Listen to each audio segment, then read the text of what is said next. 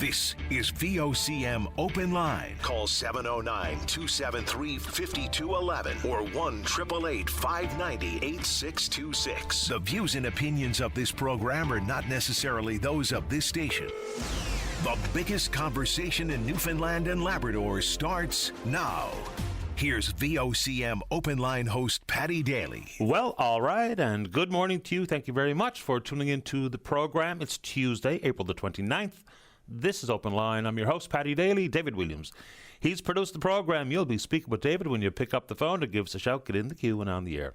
If you're in the St. John's metro region, the number to dial is 709-273-5211. Elsewhere, toll-free long distance, 1-888-590-VOCM, which is 8626. So I would imagine for political junkies or folks interested in watching the vote results flow in, it was a long night. Usually in this province, we know around 10:30, maybe 11 o'clock what the final results are. Not so much. So some bleary-eyed workers here in this building this morning. Congratulations to the team at VOCM News. Did a great job last night. We'll get into the election here now just in a moment. I want to say good morning. Congratulations to Brandon Joy and his family. Brandon's from CBS. We had his grandfather on the show a couple of times talking about the fact that Brandon is an outstanding hockey player and he plays in the Blind Hockey Championships. So he was a member of Team Canada. Brandon and the team won the International Blind Hockey Championship this past weekend. The gold medal coming back to CBS. Congratulations to all hands. And this is an interesting one. Tim Powers, of course, he sits in for me sometimes. He's got the Tim Powers Show. He's a well-known conservative strategist and, of course, appears on television repeatedly. That's probably not the right word. Tim is one of the two newly elected members to sit on Canada's Olympic Committee.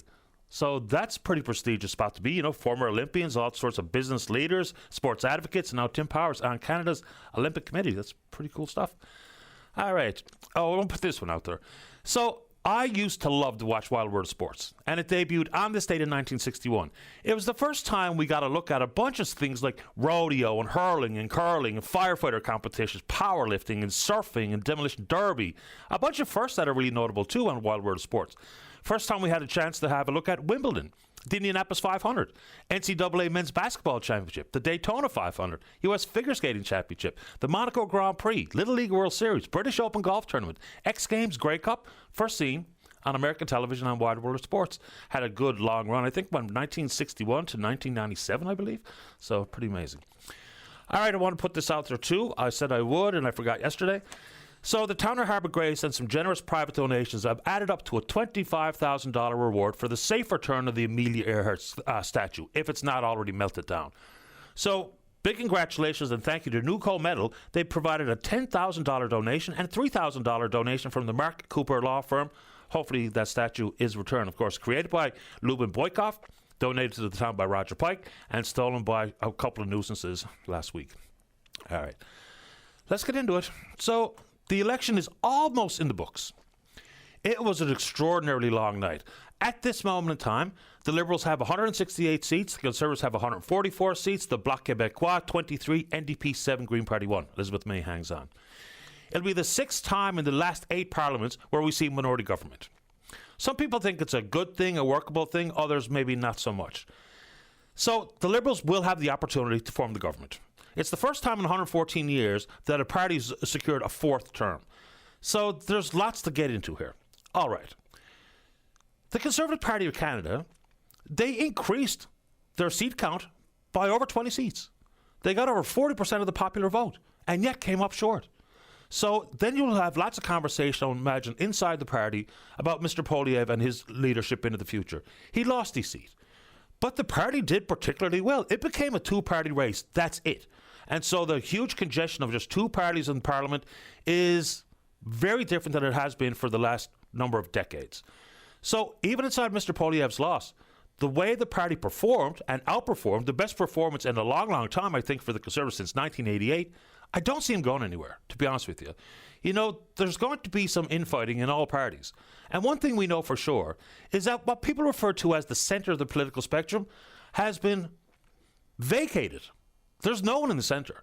And that's not good for Canadians. Just look what it meant for instance, social media interaction during the campaign and leading into it. It's pretty toxic, to say the very least. You would imagine there's going to be some soul-searching amongst the 2 biggest parties about where the centre is. Because that's where most Canadians are. So I imagine there was a lot of vote splitting that happened yesterday. Look no further than the NDP result. So the NDP have gone from their 24 seats down to 7 seats and now lose official party status. That comes with a couple of complicating factors. The biggest privileges associated with official party status is funding for research offices and the ability to ask questions in question period. They're gone. So there's about 30 ridings that have not yet been decided. There's a handful that are pretty close that may indeed put the Liberals in a position of a majority government, but we won't know. We don't even know exactly when they're going to start counting the remaining ballots today, most of which are what they call the national polls, combination of advance votes and votes from overseas from Canadian citizens, votes from Canadian military who are deployed overseas. So we really don't know what the final tally will be. But I do know it was a wild ride. The NDP, Mr. Singh resigns. Mr. Poilievre has not. The Bloc Québécois, the Liberals did pretty well in Quebec, so they lost about a third of their seats, down from 35 to 23 seats. All right, it's a where to from here. You know, probably more than ever before, in my recollection, people were seemingly voting for the Prime Minister and who they wanted to be the Prime Minister versus their local candidate. We heard from very few candidates on this program. For the first time in my memory, I did not receive a knock on my door from any candidate representing any party. Local politics seem to be less relevant than in the past, which is not great because all politics is local. Politics is retail, but that got lost in the shuffle here. It was pretty much a vote for whether or not you thought Mark Carney should be the Prime Minister or Pierre Poilievre should be the Prime Minister. So, begs a lot of questions insofar as where to from here. So there are 60-day expiration dates on things called special orders or prime ministerial directives. So the Liberals are going to have to pass a budget. And they're going to have to find some support, whether it be with the 7 NDP members, and maybe, just maybe, the Bloc Québécois will hold some semblance of power in this country. They certainly will have swing votes on parliamentary committees. So they're not gone. So the where to from here are big questions. The carbon tax that's been reduced to zero is going to have to be officially amended via legislation to remove it, the consumer carbon tax, that is. And then there's conversations about equalization.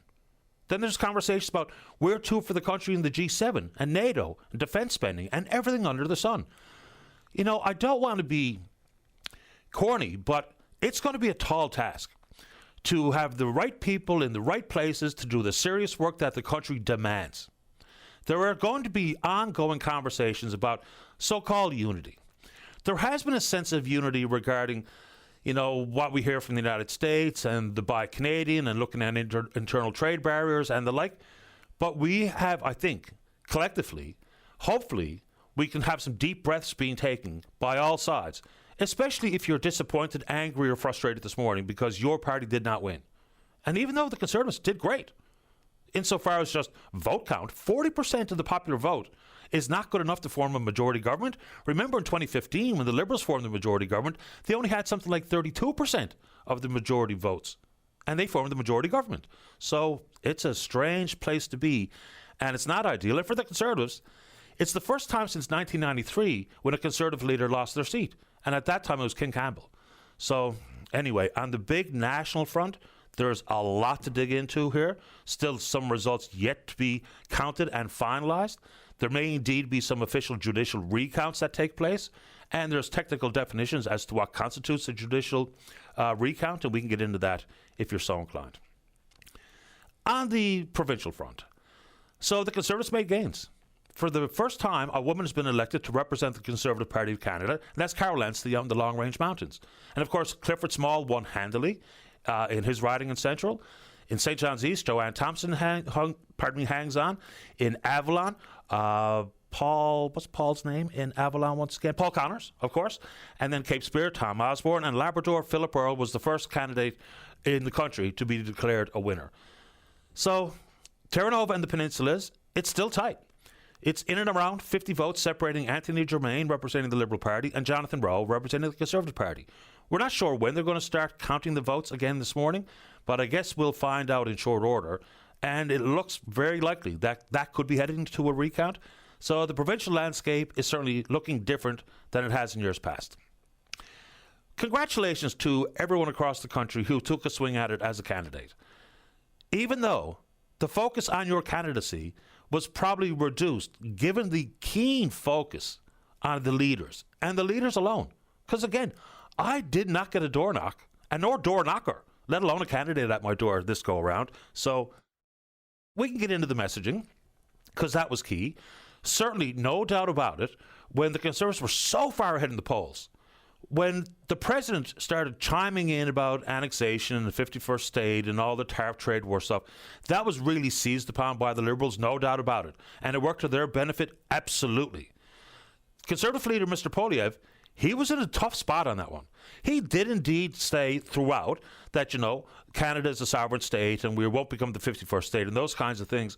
But his messaging was maybe a little bit too late, and certainly in stark contrast to the way the Prime Minister handled it. Why? Because Mr. Poilievre knows full well there are plenty of supporters inside his base, which was very secure, who are still supporters, we'll call it, of Donald Trump. So he was between a rock and a hard place, and consequently, it probably played one of the key roles in the election outcome of last night. So we can dig into it any way you see fit, because there's a lot to consider. Even with Mr. Carney here now, what does the future of the fossil fuel industry look like in this country? He has made a lifetime of talking about net zero. So does that mean that that industry will definitely be in a more dire spot than people forecasted? It's also important to remember, it's not like the fossil fuel industry is dead in this country. Record production, record revenue, record profit. But where to from here? So there's lots of major questions that are still going to be looming, and it remains to be seen how this is going to be handled. The Conservatives are certainly going to have to go back to the drawing board. And I would hope that we have a little bit more, or a little bit less alienation, and a little bit more talk about what is to the absolute benefit of the majority of Canadians, because the vast majority of us are somewhere around the centre. The real fringe, radical element of both the major parties is not helpful. And social media is pathetic, and it's not helping us get to where we need to go. My email inbox today is unfortunately peppered with people telling me that the vote is rigged. It's not. Like, even in Mr. Poilievre's riding of Carleton, we do indeed have to implement some democratic reforms so we don't have the circus of 91 people on the ballot. But Mr. Fanjoy, who won representing the Liberals, was also in the ballot with 91 people. So, and the way the votes are counted has been the same way the votes have been counted for decades. And the legislation is really tight.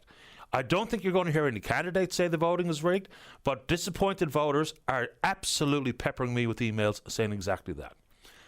Then we will get inside the world of alienation and division. You're no question going to hear more from what I think is the majority, albeit a very loud, a minority, albeit a loud minority in Alberta, talking about seceding and separating. Certainly not in their best interest, and not in the best interest of the country. And the best interests of the country have taken a back seat to people's cheerleading for one party or another, which hopefully there's a way we can find our way not only back towards a little bit more semblance of not only unity, and I don't like being corny, but that's going to be important. It really, truly is going to be important on how we try to figure out these very tricky times and to get back on track, because we are not on track. I don't buy the country's been ruined and destroyed and divided beyond repair, those types of things. Maybe because I don't want to believe it, but I don't really think it's true. And I think we can do better. And whether or not Mr. Carney or the Liberals are the answer, I'll leave that up to you, because your opinion counts every bit as much as mine does on this program. So we can talk about it on the national front, the provincial front, and what have you. Message to the candidates in this province. The rules are clear. You have 72 hours to take down your signs. So please do exactly that, because they are a bit of an eyesore, and inevitably some candidates will not pay any attention to it, but it's incumbent upon you to go get your signs. The rules are 72 hours, so please do it. And then, of course, the show needn't be dominated by federal politics, even though I think that's what a lot of people are leaning on or dwelling on this morning, because it's a consequential election and remarkable results. Two parties got 40% plus of the vote. I didn't think I'd ever see the like. It is virtually just a two-party country at this moment in time. Anyway, let's keep going. So, reminder, come this Sunday, the province will also have a new leader of the Liberal Party and the 15th Premier of Newfoundland and Labrador. So, let's see if we can open up the floor to any issue, whether it be on the election results and the where to from here, individual ridings, whatever you think is important is exactly what I want to talk about this morning. We absolutely can open the floodgates to every provincial issue as well. sometimes it feels like, unless it's brought up by me or a caller, it doesn't spur conversations that are probably being entertained around your water cooler or in your home. But let's see if we can make sure we have a nice, well-rounded show here today. And there's no topic too big, no topic too small that we can and should be talking about it. All right, let's get to the caller sooner than later. We're on Twitter. We're VOCM Open Line. Follow us there. Email address is openline@vocm.com. When we come back, let's have a rip-roaring show. That means you're in the queue to talk about whatever's on your mind. Oh, very quickly. So there's a moose crossing the eastbound lane right around Butter Park, so keep your eyes peeled there and everywhere for animals on the roadway. Email address is openline@vocm.com, and that's particularly active here overnight and into the morning, which I appreciate. But more importantly, we want to speak with you live on the program, so pick up the phone, give us a shout in the queue on the air. Don't go away. Welcome back to the program. Just a quick update from Labrador. Remember the story leading into the minor hockey provincials is that the flight schedule meant that teams from Labrador, if they qualified for championship games, would not be able to play because they had to get back on the flight and back up to the big land. Here's an update from one of the parents in Labrador. The U15 division, both Lab West, Lake Melville played in the championship game. Lab West U15 team won a bronze. Two of the U11 teams came home with a silver and bronze medals. That would not have happened had the flights not been changed. So good update from Labrador. I'm glad that worked out the way it did. Let's go to line number one. Bob, you're on the air. How are you doing, Paddy, this morning? Doing okay this morning. How about you? Good, boy, good. The election was a big wow when I heard that Mr. Pierre Poilievre didn't even win his own seat. Yeah, I mean, I know someone who lives in that area, and the sentiment that he hears on the street is that they kind of felt like they'd kind of been ignored. And, you know, that's the risk that the leaders face is when they try to focus on the expansive country that is Canada. Maybe they don't focus enough on their own riding. So he won 7 straight and loses out on an 8th trip back to Ottawa. But he's not going anywhere. I think a Conservative member will step down. We'll see a by-election, and Mr. Poilievre will try to win his seat. We see what he does. He's pretty good, I must say.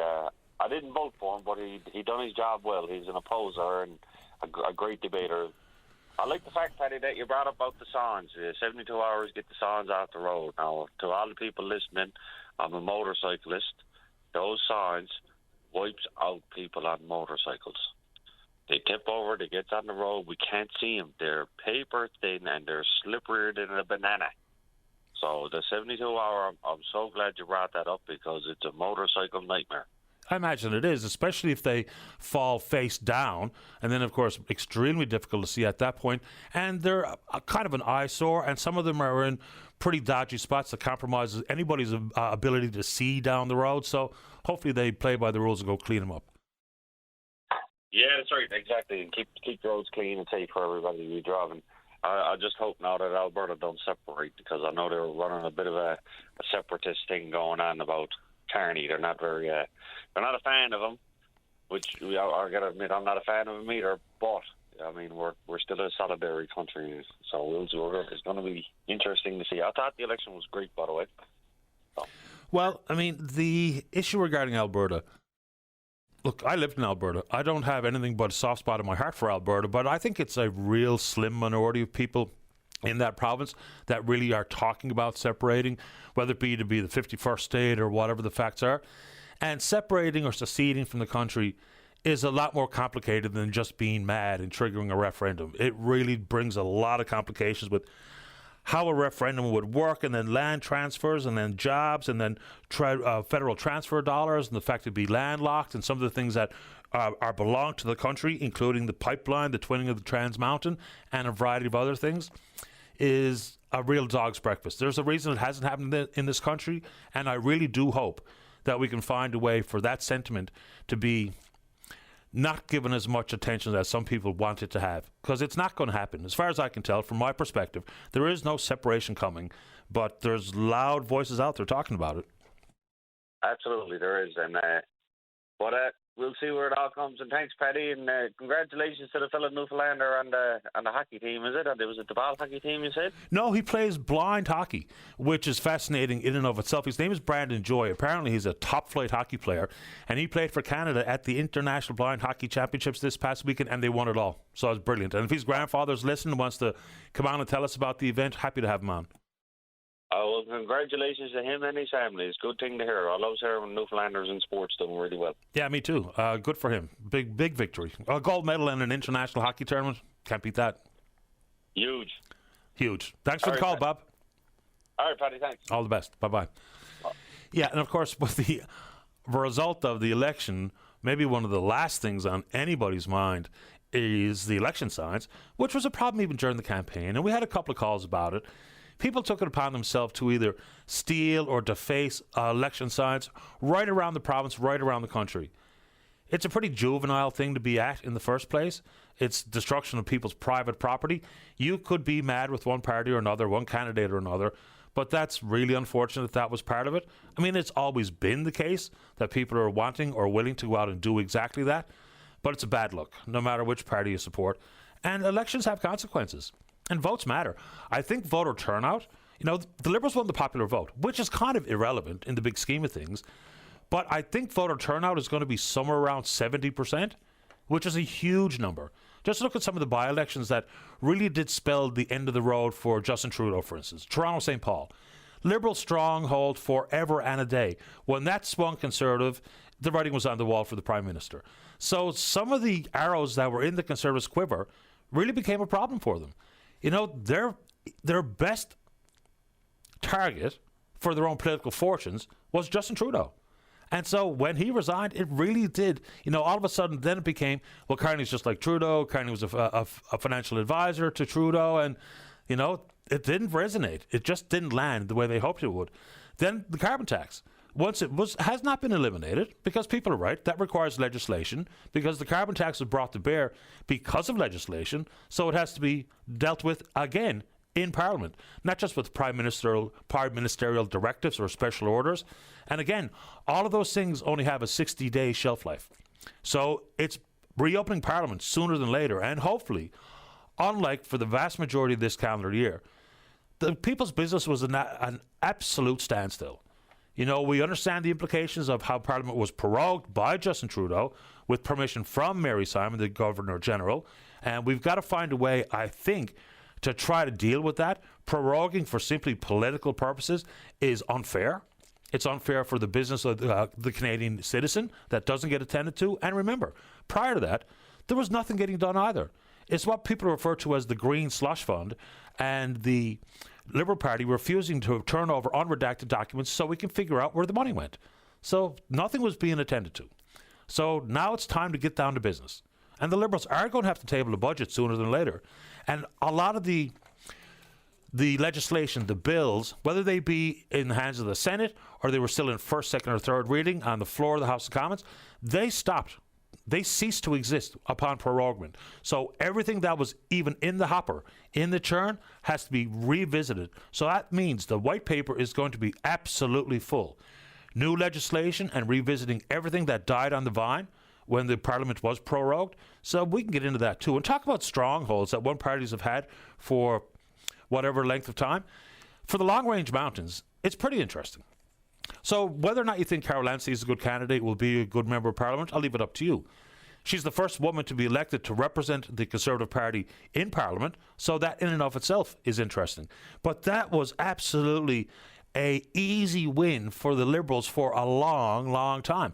The last time a Tory held that seat was Jack Parshall from 1968 to 1978.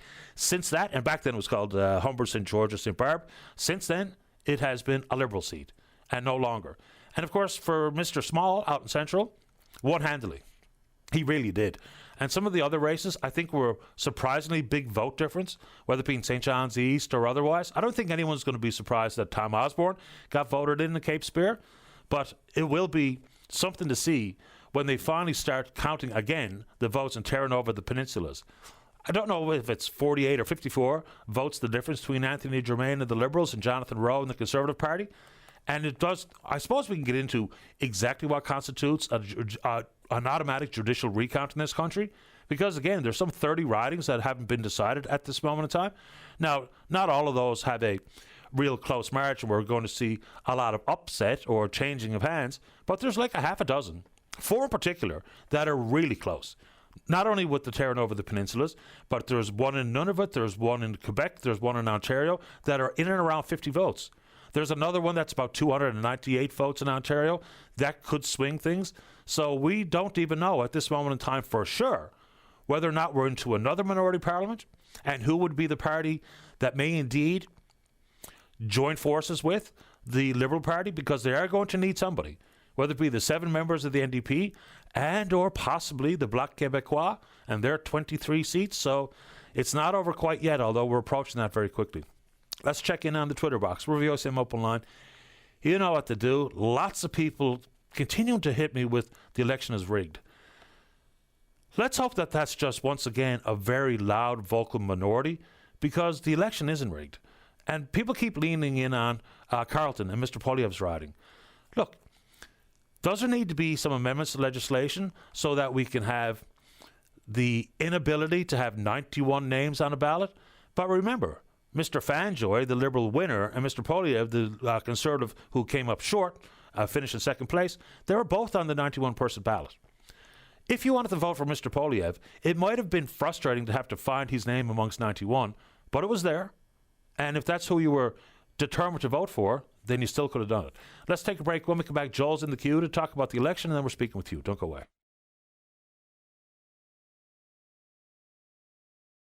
Welcome back to the program. Let's go to line number 1. Good morning, Joel. You're on the air. Hey, Patty. How's it going? Great today. Thanks. How about you? Oh, not too bad. Interesting morning for sure. Yeah, to say the least.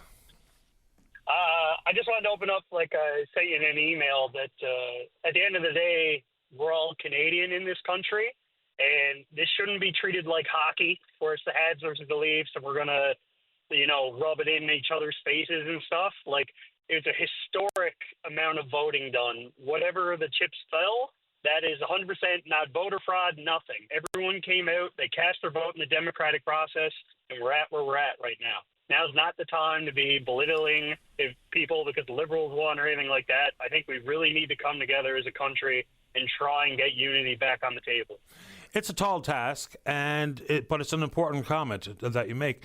Like, I've even got people sending me what they call pictures of people bringing ballot boxes home. Look, the process of the advanced polls has not changed in decades. The rules of the district returning officer bringing the ballot box home is a secured box that has signatures on the seal that cannot be interrupted and or disturbed. So those things are not new. So I bet you I have 10 emails overnight saying, yeah, well, what about this when they're bringing the ballot box home? That was the same thing that happened in 1915, 2011, and prior. That's just the actual rules of the game. And those seals, if anyone's ever seen it, you cannot break that seal and not have it identified as being a broken seal. So that's where we are. Absolutely. I mean, people are just looking at a picture, and my guy didn't win, so obviously there's something wrong because my guy didn't win. Like, I think historically the 338 and the Nanos polls have had maybe a 2% margin of error. And if you go back to November, the Conservatives were like, oh, it's done. Look at the polls. Look at the polls. It's done. And then as soon as we get, and it switches the other way, oh, you can't trust the polls. It's all fake. It's all this. It's just like, guys, you're just getting so emotional over something that we have no reason to distrust yet. I get the emotion of politics. There's always a lot on the line. And in this election, absolutely there was a ton on the line. It was consequential for a variety of reasons. The country really does need to get back on track, so to speak. It's not as devastatingly broken as some people want to tell me it is, but there's a lot of serious work that needs to be done. And I understand the disappointment and the emotion that guides some of that disappointment last night and into today and into the future. But let's hope we can find a way to have a look at our own actual lot in life. And not everything that might be a problem for an individual can be laid at the feet of the government either. So, government is not here to save your life. And there's a lot of controls that we hold ourselves. Do we have issues with things like food inflation or what have you? Absolutely. Is the cost of living extraordinarily high for so many Canadians? 100%. But we don't have one party or another that had a whole lot of things they can do to influence, for instance, the value of the Canadian dollar against the American greenback. Some of those things, again, are high-level, complicated issues, and we'll see where we go. And I understand the disappointment. And if you'd like to join us this morning as a disappointed voter, you're welcome to do so. So let's have the conversations, because that's kind of lacking here. Most of the important issues, the conversations get derailed before they start. Climate change, carbon tax, equalization, Quebec, immigration, crime. So we just have to do a better job as Canadians to have actual conversations with a bit of meat on the bone, as opposed to the emotional outbursts that kind of dominate. Oh, absolutely. And I get the emotion part, but I was joking with my wife that my twins are 6. I said in 10 years, they will be reading history books about this. I was like, I don't think it's happened in the last 40 or 50 years that someone has lost a 20-point lead going into an election and lost their seat. It's unbelievable. Yeah, it is. And there's a bunch of reasons as to why that happened, and people can opine for themselves absolutely. what they think, but there's a couple of very obvious reasons as to why the polls shifted the way they did, and we can get into that as well. Did the Liberals absolutely seize on and maybe even exaggerate the whole Trump impact? Absolutely they did. 100% they did. Sure. And, why wouldn't they, for starters? And the same thing, I think, can be said of the Conservatives and some of the exaggerations they brought forward. And, people, there's a reason why slogans and jingles and things work, because it gets into your mind and it doesn't really necessarily require any additional detail or facts. It's just, it draws on emotion, as to the bulk of our conversation this morning. Once you have an emotional issue that's broached by something that's easy to digest, like a 3-word slogan, it is meaningful. There's reasons why people do it. So anyway, we can talk about the results or into the future or what's next as people see fit here this morning. Yeah, the only thing I wanted to add is if I had to critique Mr. Polyev on anything he did, probably not going on known MAGA supporter podcasts and visiting people like that and talking about how broken the country you're trying to run for is. This country isn't broken. Look at where we rank globally. Everyone is hurting. We've had a rough 10 years. It's not broken. We can fix it. And hopefully Mark Carney can do it. And if he can't, well, we'll try again in 4 years. Yeah, and I mean, I have no choice but to be hopeful, because I just don't have the patience to be angry and bitter and defeatist all the time. I just can't do it. It just drags me down, and I have no interest in being dragged down either by myself or by things out of my control. But I don't know what the future holds, but I sure hope it's better than what we've endured over the recent past, we'll say. Absolutely. 100% agree with you. I'm not an optimist. I'm trying to be, especially as a father and a husband. But I also want to say, Patty, for journalists or whatever you want to call yourself in your specific space, people like you are what we need. You need center. You need pushing back on both. You can't have just one constant narrative, and you do an amazing job at presenting both sides as positively as you can. Just want to give you kudos for that. I appreciate that, and I appreciate the call this morning. Thanks a lot. Take it easy, Patty. Appreciate your time. Good luck. Yeah. Thanks, Joel.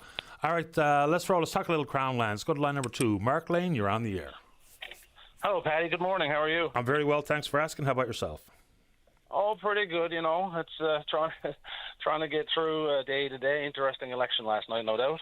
No doubt it was, and no doubt I didn't get much sleep either. I'm just one of those guys. I couldn't take my eyes off it. As much as I really felt like I should go to sleep, I stayed up way too late. But anyway, that's my own problem. I stayed up like yourself now to see what happened out in Terranova. It was certainly a nail biter. And we still don't know. That's what irritated me when I went to bed. I'm like, I stayed up all night to see what the last result will be, and they stopped counting. But anyway, There we are. Let's get into it. Knights of Columbus out on Southwest Pound. What's going on?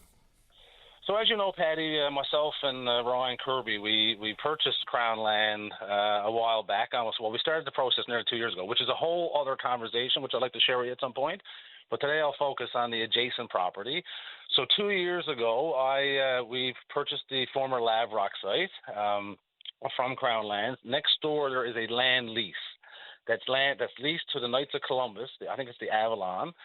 And when I first noticed, I went over there for a walk just to see the property, and I was absolutely appalled at the disgraceful state and the environmental and fire hazards that pertain over there. I mean, there's evidence of dumping raw sewage. There's garbage thrown all through the park. There's old wrecks pulled in there. There's all kinds of empty cans and diesel cans and bottles, and it looks like a pit. It looks almost like a third world country, unfortunately.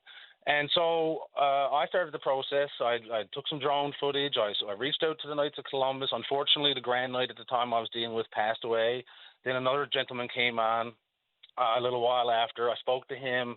and there's a shared road. So the first thing I asked was, guys, can you please look at this site and clean it up? Because I thought it was squatters, right? So I thought the Knights of Columbus wasn't aware of the situation with these multiple campers down there, basically living down there year-round, certainly on the weekends year-round. And so I said, can you contribute to the maintenance of the road, the shared road between us, the United Church, Scouts Canada? And no, the answer is no, we're not doing that. You're not contributing to the road, we're not contributing to the snow clearing, even though we're using it. So I reached out to Crown Lands, and then I went down again and looked and took some more pictures, and really, there was nothing really being done. So I filed several complaints with the Department of Crown Lands, the Department of Environment, multiple divisions in the Department of Environment, including like water resources and environmental health. I reached out to the government, and I got nothing, basically lip service. And so last year I started the process again with the Grand Knight, and he promised me, yes, they're aware of it. It's unfortunate. They don't want him down there. And obviously they're going to deal with this and clean it up. So yesterday I went down for another walk to see, because I heard some commotion over there. And I'm trying to be a good neighbor. Look, if people want to go down and have their May 2-4s, and this is all leased to these groups for the common good, right? So to help Newfoundland and Labrador, help the people, and help community. But going down and turning the place into an absolute dump and dumping raw sewage and garbage thrown everywhere, that's not what this is for. So, again, as I mentioned, I walked down yesterday, parked my truck, I went down. There was a gentleman and his wife there. They verbally accosted me. They threatened me, first and foremost, and he apparently identified himself as a board member on the Knights of Columbus. So this is to where this has gone. And I took numerous pictures, which I sent you a few this morning, and I posted on Facebook. And because I cannot get any satisfaction from any department in the government to go deal with this catastrophe. And when I see Cochrane's Pond, this is another Cochrane's Pond out in Holyrood. And Patty, I have way too much on the go with the treatment center and work and other things that I'm into to have to do this, but I have no other option. I mean, what do you have to do to get it cleaned up? It's an absolute abomination of this property, and the Knights of Columbus is aware. And I hate to be pointing out another not-for-profit group, but I mean, it's like talking to a wall. It's lip service, and so the time has come. And I told the gentleman yesterday, I don't appreciate the threats. He asked for more time. I said, look, buddy, it's above your head.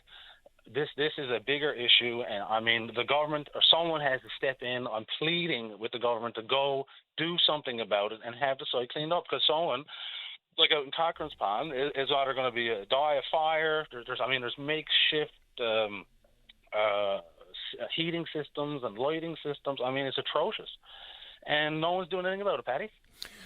Here's a dumb question. What can government do about it? Can they force a clean up or go clean it up themselves? What are you suggesting? Well, I think government was government land, so it's Crown land. So government can revoke the lease or go and tell the Knights of Columbus or whoever's down there. I mean, they all tell me. I've spoken to the people, and I've asked them face to face. That's the type of person I am, Patty. I went down, I introduced myself. Hi, my name is Mark. I'm next door. We're looking at opening a center, recovery center. You know, what can we do here about the road, the maintenance, and cleanup? I mean, they're down there with the ATVs. The United Church, they can speak for themselves, but, I mean, they feel the same. It's just falling on deaf ears, Patty. So, I mean, if I was in government, I'd go down and say, listen, you got 48 hours like they did with Cochrane's Pond, and you're gone. Otherwise, it's going to Robin Hood Bay. All of it, because it's junk. Yeah, the Cochrane Pond. I'm sorry, go ahead. No, Patty, I mean, you hear the passion in my voice. I mean, and there's a whole other story to this. I mean, we're 2 years trying to open the treatment center. When I was away last week trying to get a little bit of breather on vacation with my family, and I see the stats of 156 Newfoundlanders and Labradorians are now dead because of accidental drug overdoses. And I'd love to get on and share with you. This is only one minor issue that I've encountered with trying to open a recovery center in this province. It's absolutely horrendous experience, and I don't know why anybody else would do it. I mean, and Crown Lands was the first issue, and it continues to be an issue. I mean, I'd love to get on it, and if I could write a book on it. It's absolute an embarrassment to the province, and I'm sick and tired of it. And I mean, when I read about when we're out here and I'm putting all this stuff on my visa, and Ryan's doing the same. We're getting loans off our parents. We got our houses up for mortgage. And I just see that we're trying to do our best, and everyone's putting up a roadblock, and we're trying to abide by the rules, and everyone else around us can do whatever the hell they want, and it's not acceptable. Yeah, I mean, I think it does change the conversation given the fact that we're trying to open another, or you guys are trying to open another addiction-related facility. You know, we see the numbers, we know the needs, we know the shortcomings. So if this had been about a different proposal that you had for it, then it doesn't change the conversation. But I think this intensifies the need for government to do something about it because we need what you're proposing. Oh, and Patty, I mean, everybody who I speak to is supportive. I mean, I got emails from thousands of people about this facility. But I mean, you and I both agree that this is the number one issue. Our people, our sons, our daughters, our brothers, sisters, mothers, fathers are dying because of these drugs and addictions. And I don't see anybody trying to do anything. And what I see is people putting up roadblocks wherever we try to go. It's absolutely insanity. And, you know, I'm not asking for the government right now, just today, I mean, is just to go clean up the mess next door. This guy yesterday made all these accusations towards me. I don't know his name. He wouldn't tell it to me. I took a picture of him for my own safety. I actually called 911 because I actually felt a little threatened.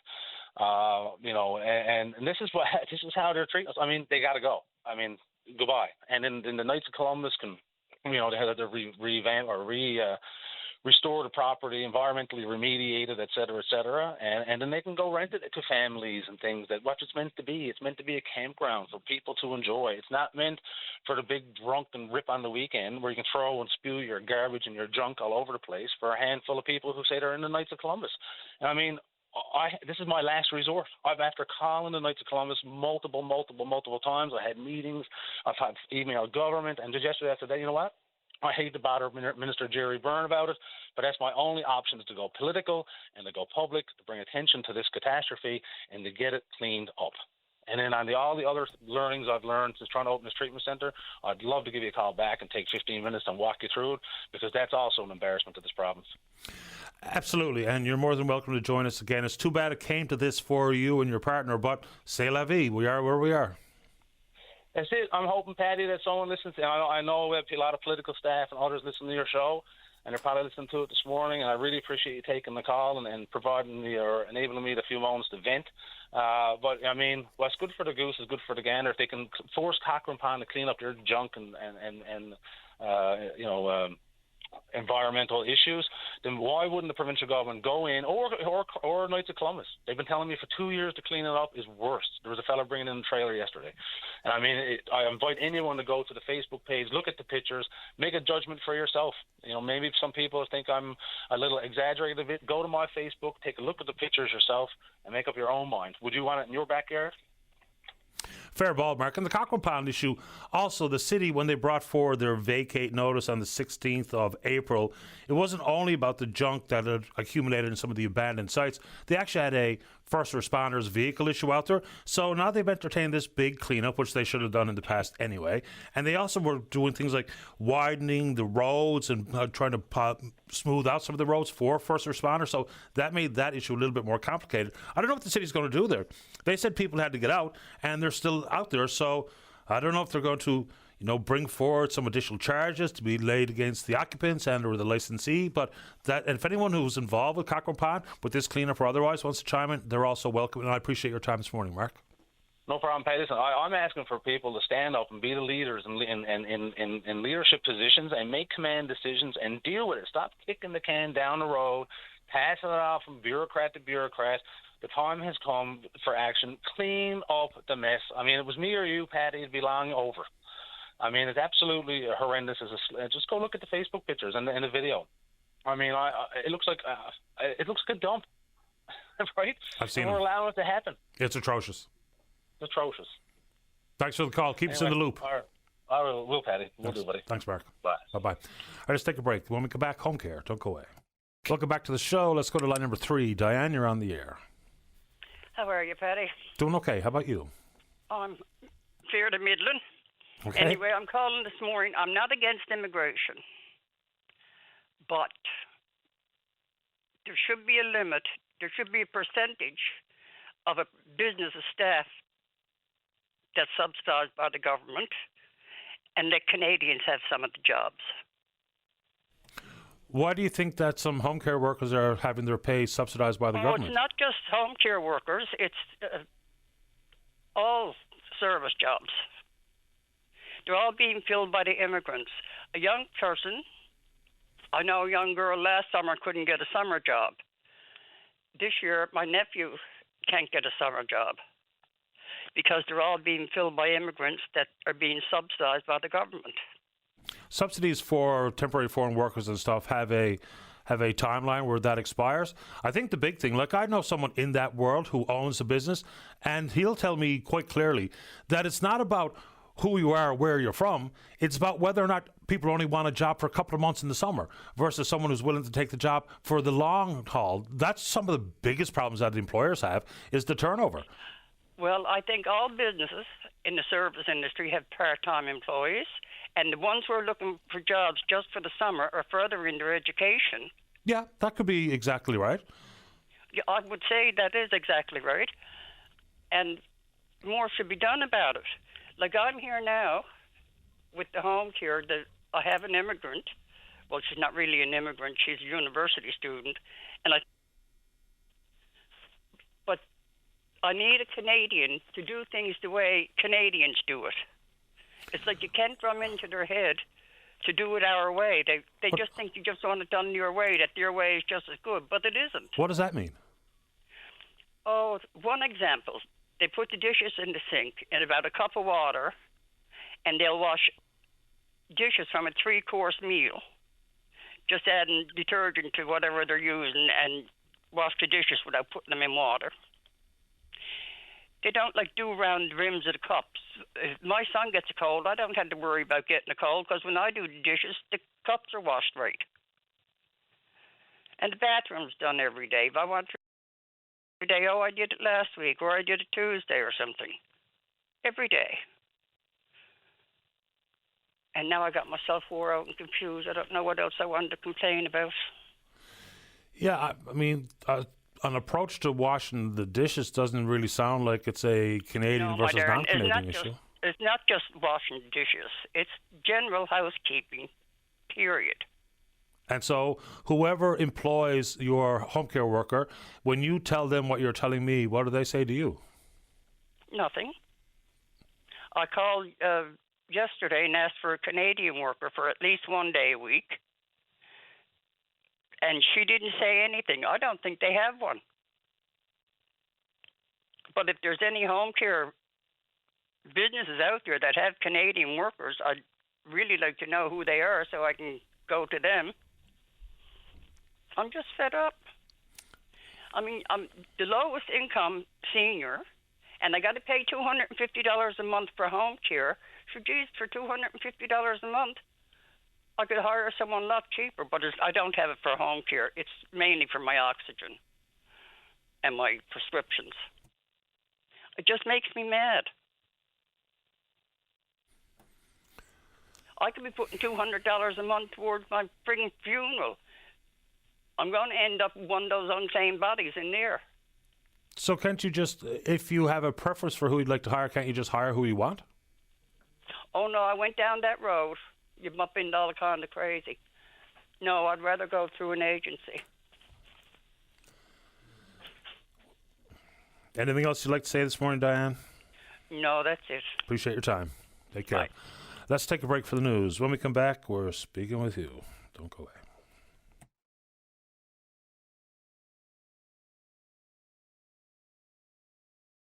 Welcome back to the program. Let's go to line number 4. Say good morning to Mary Shortle.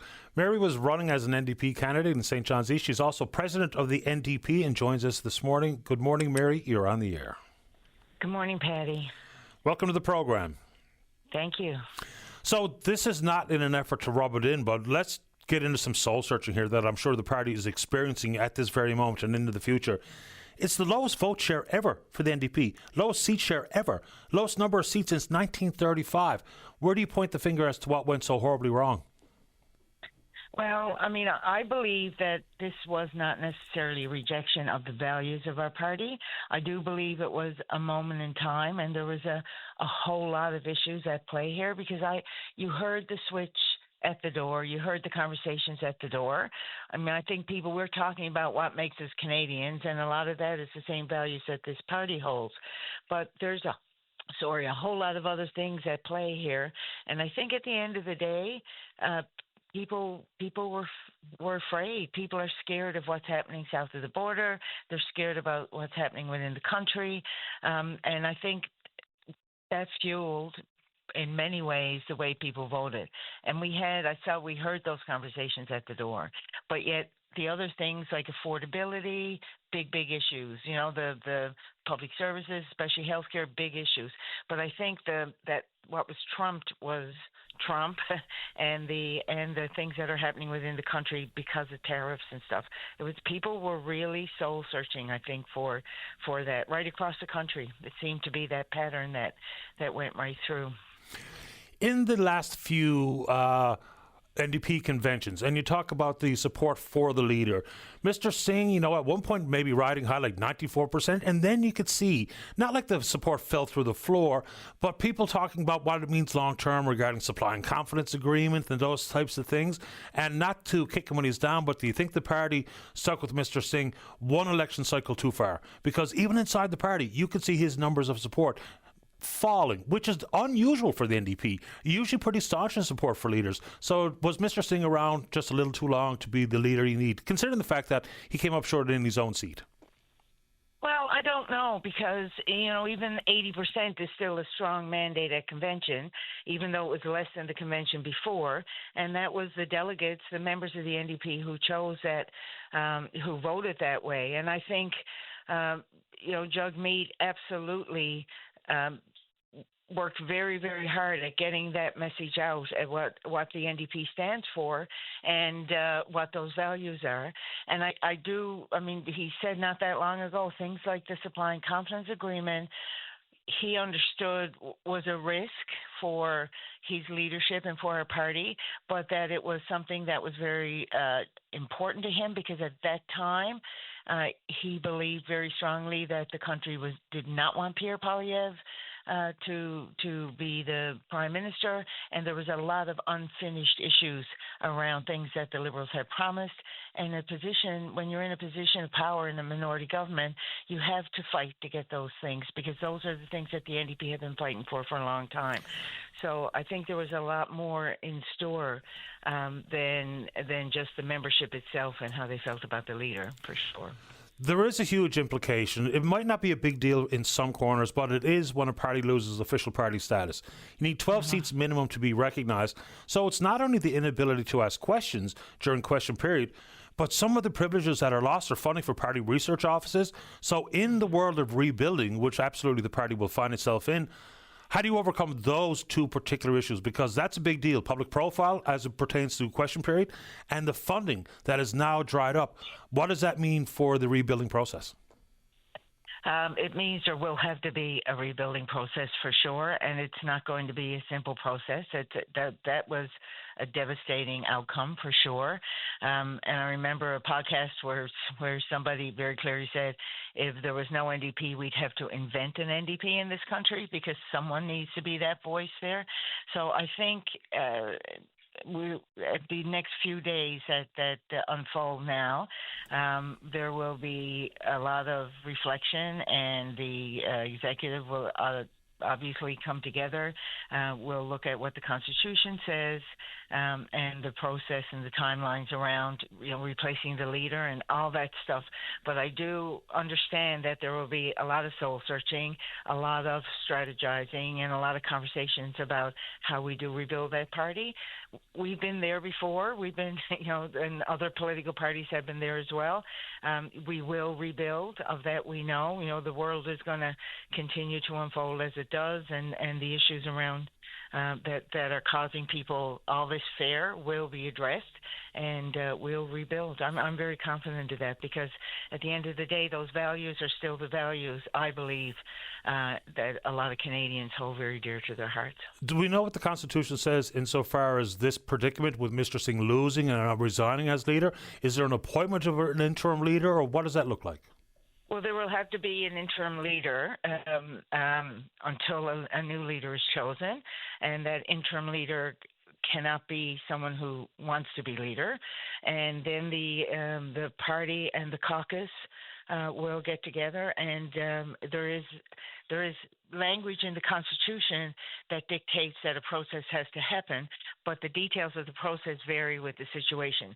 So those are conversations that will be held, I suspect, very soon over the next few days, and that process then will unfold to find a leader.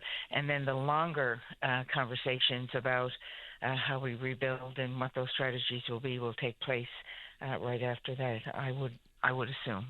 I'm not suggesting by asking this question that there's not a place for the NDP, because I do firmly believe there is. But we look what happened on the so-called right of the political spectrum, and the Reform and the Conservative Party come together. Why? Because they were just basically splitting votes from each other in elections past. I think the same could be said, maybe not to the same extent, regarding the NDP and the Liberal Party. Do you ever hear any rumbles about that vote split on the so-called political left and what that means for the fortunes of the party, and whether or not we're going to see the NDP as a standalone entity well into the future? Because we saw what it's meant for the Conservative movement in this country, and the so-called left is not in the same place. So what do you make of that assertion that we hear in some corners? I mean, undoubtedly, those will be conversations that will happen. I mean, we're still heading into a convention that was supposed to happen this spring, but was delayed because of the inevitability of an election, of an early election. I think those conversations will happen, but I just want to be clear on how we define ourselves as a party, right, ideologically. And although we entered into a supply and confidence agreement with the Liberals because of our position and their position as a minority government, I would not go so far as to say that we're both parties of the left. And in fact, I think you're going to see more and more, especially with the new administration, that the Liberal Party is slanting more to the right than right of center than left of center through this. And I don't know if that's because they're hearing that's what people want to see in a government, or if it's just the ideology that's formed. But when push comes to shove, and there's been lots of situations where this has happened, and governments have to decide who they're supporting in particular issues, the Liberals often as not don't always side with workers either, right? They will side with big corporations or not us, right? So I think the conversations around how we align ourselves politically are really important. And I do believe that we need to work together where we have common ground, for sure. I mean, that's something that I believe very strongly in. As a democracy, we do better when we can work together on those issues. And I'm sure that will continue to happen.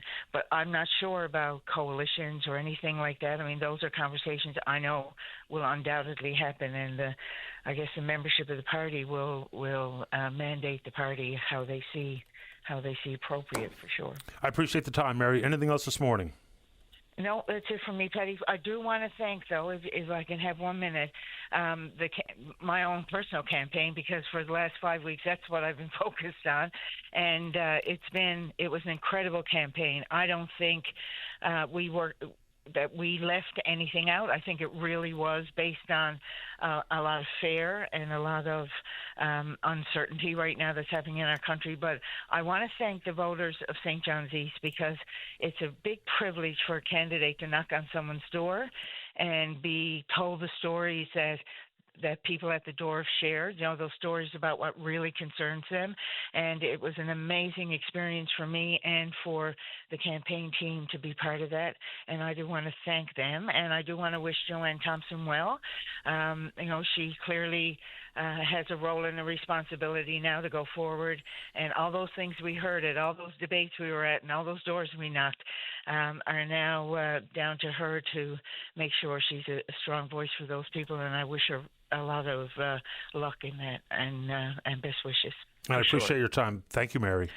Okay, thanks, Patty. Bye-bye. It's Mary Shortle, President of the NDP, and of course ran in St. John's East. Let's take a break. Not so long ago, we had a call from Mark Lane concerning what he says is the state of a piece of property that's leased by the Knights of Columbus out around Southwest Pond.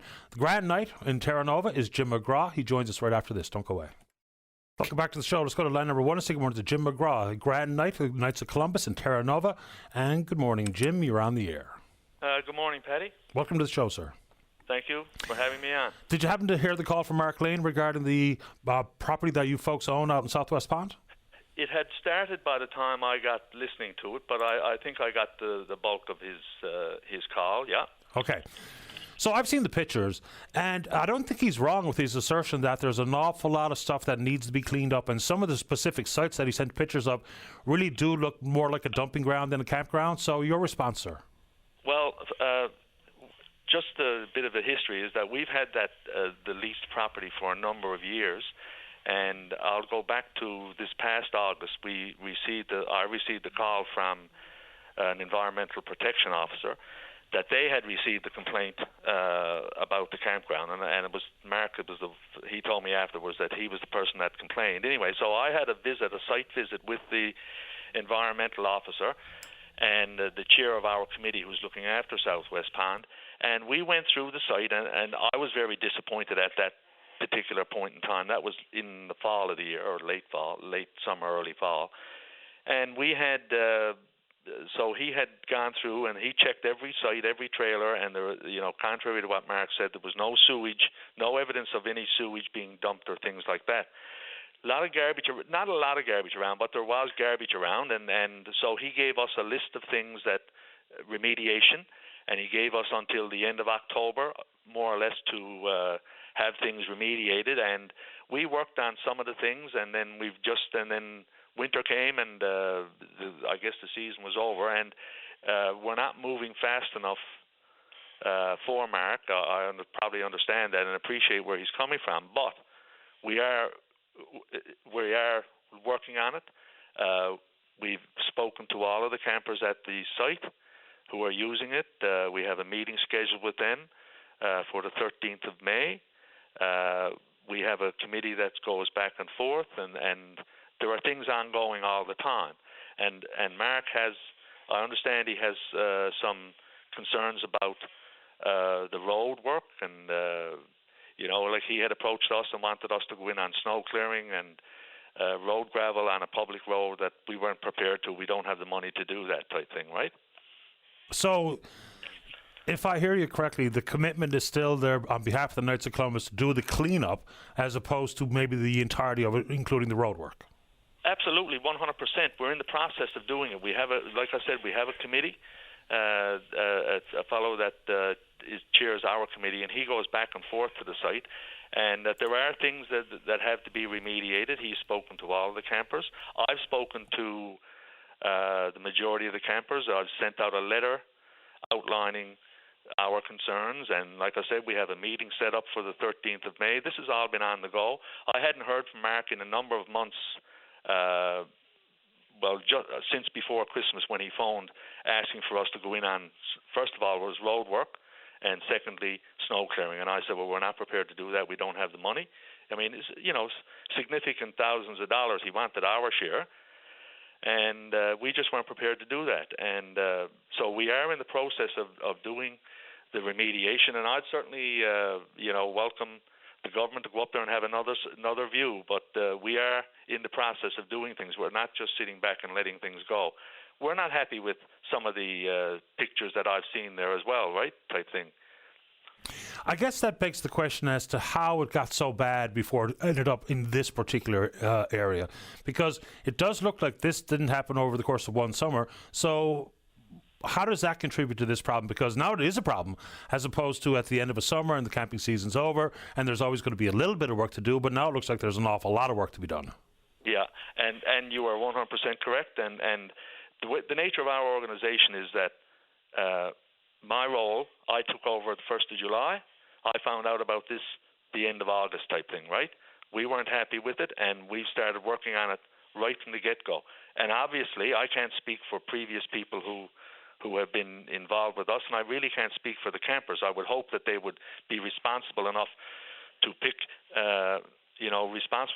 up after themselves and to look after the garbage type thing. I'm not happy with seeing a wheelbarrow full of beer bottles and cans and stuff like that, But once I found out, and once the executive that I'm working with found out, we started to work at it. And we did have the response visit from the environmental officer.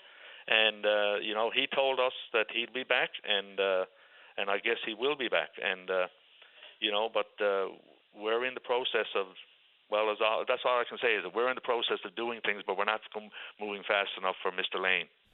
Fair enough. So does that mean that there will be an annual process in place to make sure that you don't end up at this state of affairs into the future? Oh, absolutely. Once I was apprised of the situation when I received the call from the government back in August, we started right off the get-go, and I can't speak for previous Grand Nights. I wouldn't do that as to what permission they were given and things like that. But we have a set of procedures that the campers are supposed to be following, and that's where we are now. We are trying to get them to say, hey, take the ownership for their own particular site, which they should have, right? And that's where we are, and that's what we're doing.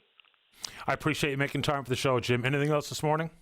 No, just thank you for hearing me out and responding to Mark, and and I wish him all the best in his activity, because that's certainly needed, as he said, an addiction center, and it helps everyone. So I wish him well in his endeavors as well. Hear, hear. Thanks for this, okay. Jim. Thanks, Paddy. All the best. Bye-bye. Jim McGraw is the Grand Knight, Knights of Columbus, out in Terra Nova. Quick check on the Twitter box. We're VOCM Open Line. Follow us there. And again, still hearing an awful lot. We know we have some faithful listeners in Alberta, whether they be Albertans themselves and or people from this province who are either on the long-distance commute or they've made their life in, say, for instance, Fort McMurray, and hearing an awful lot about national unity and to hell with it. It's a real unfortunate outcome here. How real is it as opposed to what feels like a very vocal minority? But those conversations are not going to change into the near future, which I think makes it more important than ever, is to have those conversations.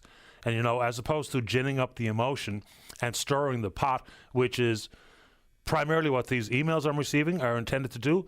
But there's going to be a big national conversation here. There always has been. The regional disparity across the country has long been a real thing. Let's take a break. When we come back, Pat's in the queue asking what this election result means for the NDP. Don't go away.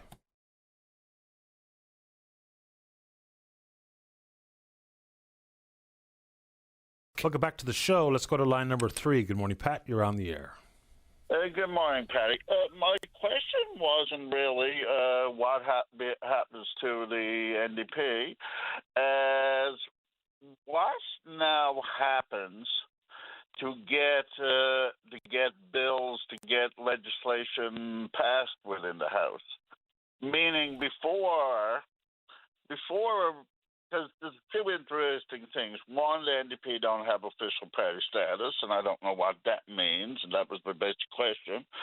Is the other one is before the PCs had, if they got with if the NDP would back them, the PC, there was enough votes there combining with someone to subject the Liberals to a non-confidence vote. Now, if we look at what the Liberals have, which the latest I saw was 168 votes, if we combine the PC and the Bloc together, I think they end up only with 167. So it would mean the votes, the Liberals still, even if other parties join together, have enough, more than most coalitions that others could form. So what ends up here in terms of how the government is and bills are passed? I mean, can Singh, until an interim leader is chosen, I'll say Singh, can Dagmeet Singh still work with the Liberal parties on a coalition government, or what changes there? Sure. Well, a couple of things. Let's get into official party status. That's important. So what it does mean is there'll be no federal funding for NDP research offices, which is a big problem for the party. And secondly, they don't have the ability to ask questions at question period. Yeah, so right. all that public profile goes away and all that funding goes away. So that is a big problem for the 7 members. And short answer regarding the NDP and the possibility to support the Liberals on confidence votes, they can still do that. Yeah. So it can still be a coalition government as they had last time. Short answer is yes. Now, they don't need to entertain that, formal supply and confidence agreement that was in place. Oh, exactly. They can vote, on bill by bill as they see fit, including voting with the Liberals, whether it be on the budget or other non-confidence motions. Absolutely. Because, Paddy, Quebec is not out there for oil and gas and all this other stuff. And that Quebec is out there totally, whatever. So what concerns me is if the Liberals, to get anything passed, had to work with Quebec, that they're going to say, and it's already unfair, they're going to say, oh, we want even greater equalization payments, or greater disparity. We want this, we want that.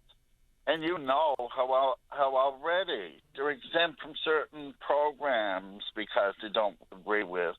They get billions and millions in equalization versus others are looking and saying, how in the God, with the money they bring in revenue, are they still getting this?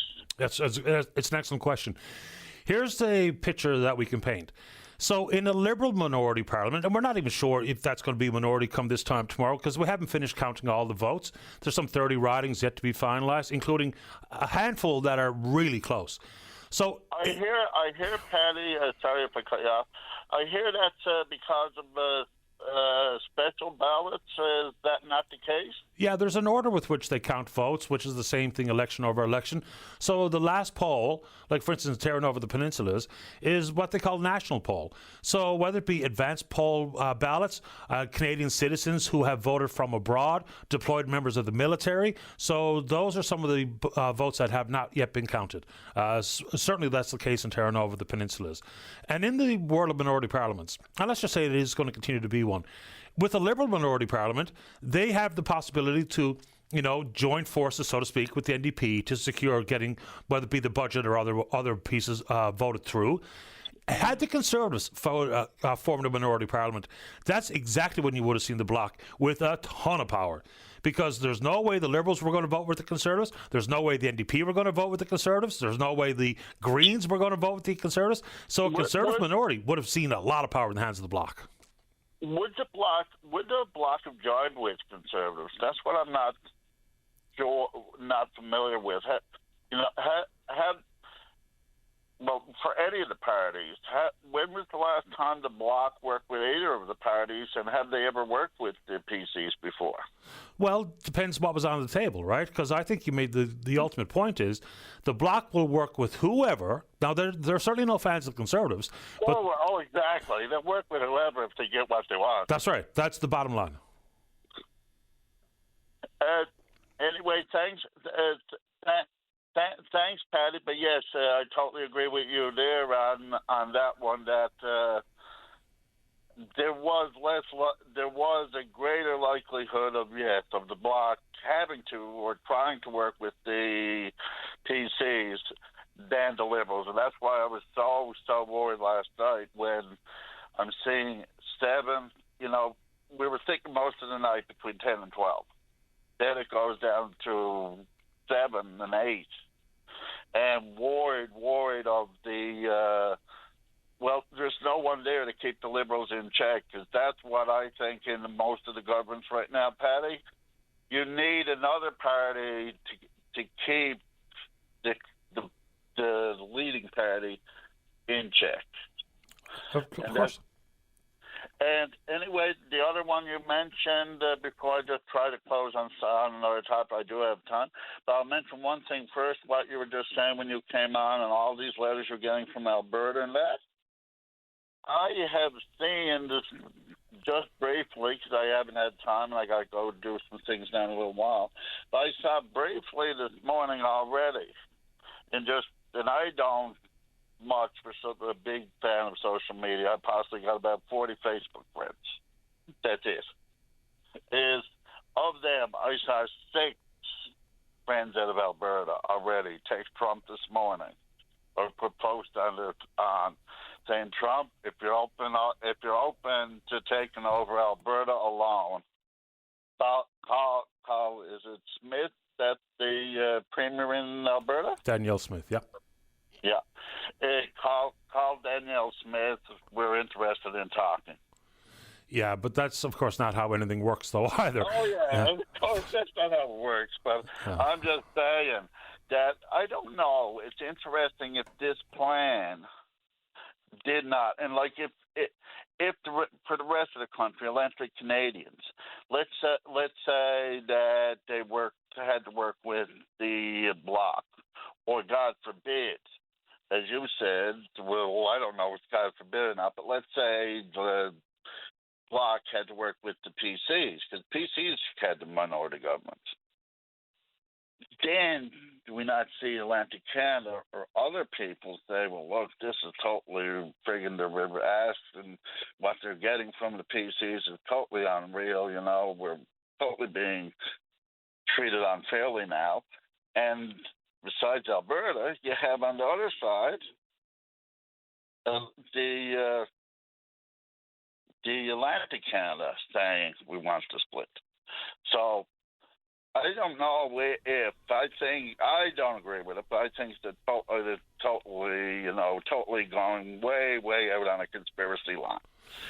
But what's your opinion on all these people who type in this morning and say, well, maybe this is Trump's 51st state plan, is divide the country by disagreement?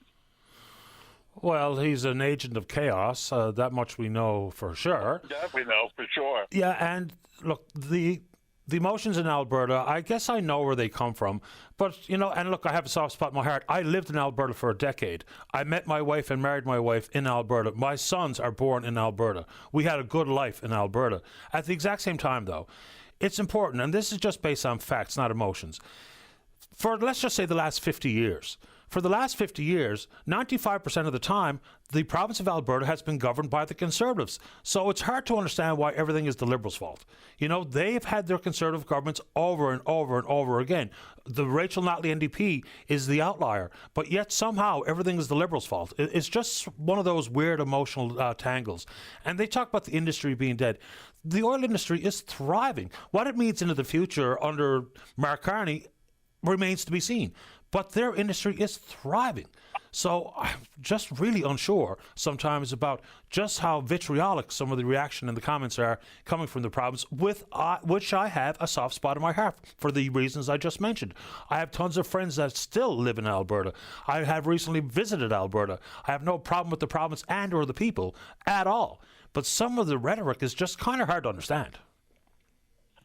I did want to on something else, but it made me think of one thing. People, remember one agreement we got from Carney. And please write your members, Liberal and whatever, when and at least let's get this out of. Whether it makes any difference to our food prices or anything else, I don't know. It's debatable. But Carney promised that fees for Marine Atlantic would go down by about half. That's what he said. That's what he said. Yep. Let's hold him to that, folks. That's pretty much my closing. I just want to leave one other thing with you, Patty. Quickly. I'm shocked that nobody organized or tried to organize. I don't know how much tickets would have been. Surprised there was no organization from Newfoundland to say, well, let's get a group together and head up to the playoffs in Montreal. A bunch of my buddies went up. I would have loved to. I didn't have the time. How much was a ticket to get in, Patty? That was my biggest concern, is saying that ticket with all the hype, especially when Davidoff suddenly was signed a contract pre-playoff, was saying that all the hype around their ticket is possibly going to cost you a couple of grand just to get into the game. Forget your travel expenses. Yeah, not as high as that, but if you wanted to sit down in the Reds in the lower bowl for a playoff game, this year you were looking at $800 probably. A little less than I expected. I was figuring it was going to cost you in the Reds about $1,000 plus. Not so bad. It's like anything. It might only be a once in a lifetime kind of thing. It's not something you're going to do every day, by any means. The other thing is, thank God, we finally got rid of. We don't have rid of, but he's sitting on the bench. Line A is Patty. Good, bad, and let me limit with this. Good, bad. Whatever Liney does, Liney can show up tomorrow night and score 3 or 4 goals on the power play, because that's where he's getting most of his points. But to work with no hook, and it's not a knock against no hook, as some people think, but no hook's hockey IQ is no hook is a fast skater. If he gets, that he's having a hard time around with 4 line mates. No hook's IQ is just skate faster. That doesn't work with a line A. A line A is a finesse player who was sitting there in the corner waiting for the shot and whatever, not keeping up with a person like no hook. The line, don't care how much effort line A puts in. It's not a compatible line. It don't work. Well, line A's slow. That's not Newhook's fault. I think Newhook puts in a pretty good effort. That's what I mean. That's not Newhook's fault. So it's not going to work. Yeah, but throwing a bunch of slow guys together is a terrible idea. Generally speaking, you try to hide the slow guy with a couple of fast guys, which is exactly what they've done. It's not clicking the way I certainly hoped it would, and remains to be seen. No. And the Bell Center night game experience is second to none. The game 3 in Montreal, where they won, that's what I would like to unbelievable. Pat, I got to get to the break, but I appreciate your time. Anyway, yeah, exactly. But anyway, look at when he was with Evans and Demidov, and look how it improved Demidov when he finally got a good line with no hook. Yep. Anyway, thanks, Patty. All the best. Bye-bye. And Marine Atlantic, absolutely. And that has got to happen. The big question there is not only whether or not the Prime Minister will follow through on his campaign pledge, is what it actually means for prices. I mean, will that translate to less costly, whether it be food or anything else under the sun, or will that simply be additional revenue for whether it be the trucking companies and the distributors and or the stores themselves? Let's take a break. Don't go away. Welcome back to the show. Let's go to line number 1. Good morning, Richard. You're on the air. Yes, good morning, Patty. Morning. Yes, my issue, Patty, was is about the calves, Patty. I'm a cancer patient, and the ambulance came and got me last night because one of my lip nodes on the right side was swelled up, right? Okay. So after I been seeing the doctor now after 5 hours, that I was waiting now for a call to cab. But you know what, Patty? I called a cab at 6 times and never got a cab, first or last. Steady. As far as I know, you should get a cab at any time of the night, right? Yeah, I think there's, certain nights where the cabs will be out later, but many, oftentimes on a weeknight, without any big events going on or what have you, they probably shut it down relatively early, say, compared to a Friday night. So this was just last night, Richard? Yeah, as far as I know, yeah. That's when I was finished at the hospital, yeah. Yeah, and I don't really know the status of the different cab companies as how long they keep drivers out. And, of course, for the most part, into the wee hours of the morning, it's up to the driver as to whether or not they want to be on the road. And with very little business on a Monday morning or Tuesday morning at 2 a.m., probably going to be very few cabs, if any, out there. So you were unable to even speak with a dispatcher, or someone answered and said, we don't have a cab? That's right. Just because they say this person is unavailable. Yeah, well, so I don't know what status is. I mean, I know we've got some cabbies listening to the show right this minute, maybe even some of the dispatchers. If they want to give us what's the normal order of business for, like, for instance, on a sleepy Monday night, just how long the cabbies stay on the road, if they give me some information, we can talk about it on the show. Oh, okay. I'm sorry it happened to you. How's your health? How are you feeling? Well, Patty boy, the cancer I got is only just treatable, right? It's not curable. Well, is the treatment working for you? Oh, yes, but last night now that I noticed one of my lip nodes was swelled up, right? That's why I go down in the ambulance last night. Well, I hope you're doing well, Richard, and I appreciate your time this morning. Okay, thank you, Paddy. Thank you. Take good care. Yeah, bye-bye. Right, bye-bye. All right, let's keep rolling here. Let's go to line number 2. Good morning, Ed. You're on the air. How are you doing this morning? Doing okay, thank you. How about you? I'm doing okay. I looking for some numbers because I had that take charge oil thing, oil to electric put in, and I need to get out to somebody because what I had done is not working, and I've been leaving numbers trying to get out to people, and nobody's returning my calls. I've been 3 weeks, and I don't know where to be turning. I said, well, the only thing I know to do is call open line and give this somebody to listen somewhere. But nobody's like, I had this system put in, and it's just there's no heat in the house. My kids are sitting on the ductwork at this time of year, so I can imagine what they were like in February. Okay. Do you have a number for anybody in that government? It was that grant that the government gave out? Yeah, there was a partnership between the feds and the province. About $24 million was set aside at that point.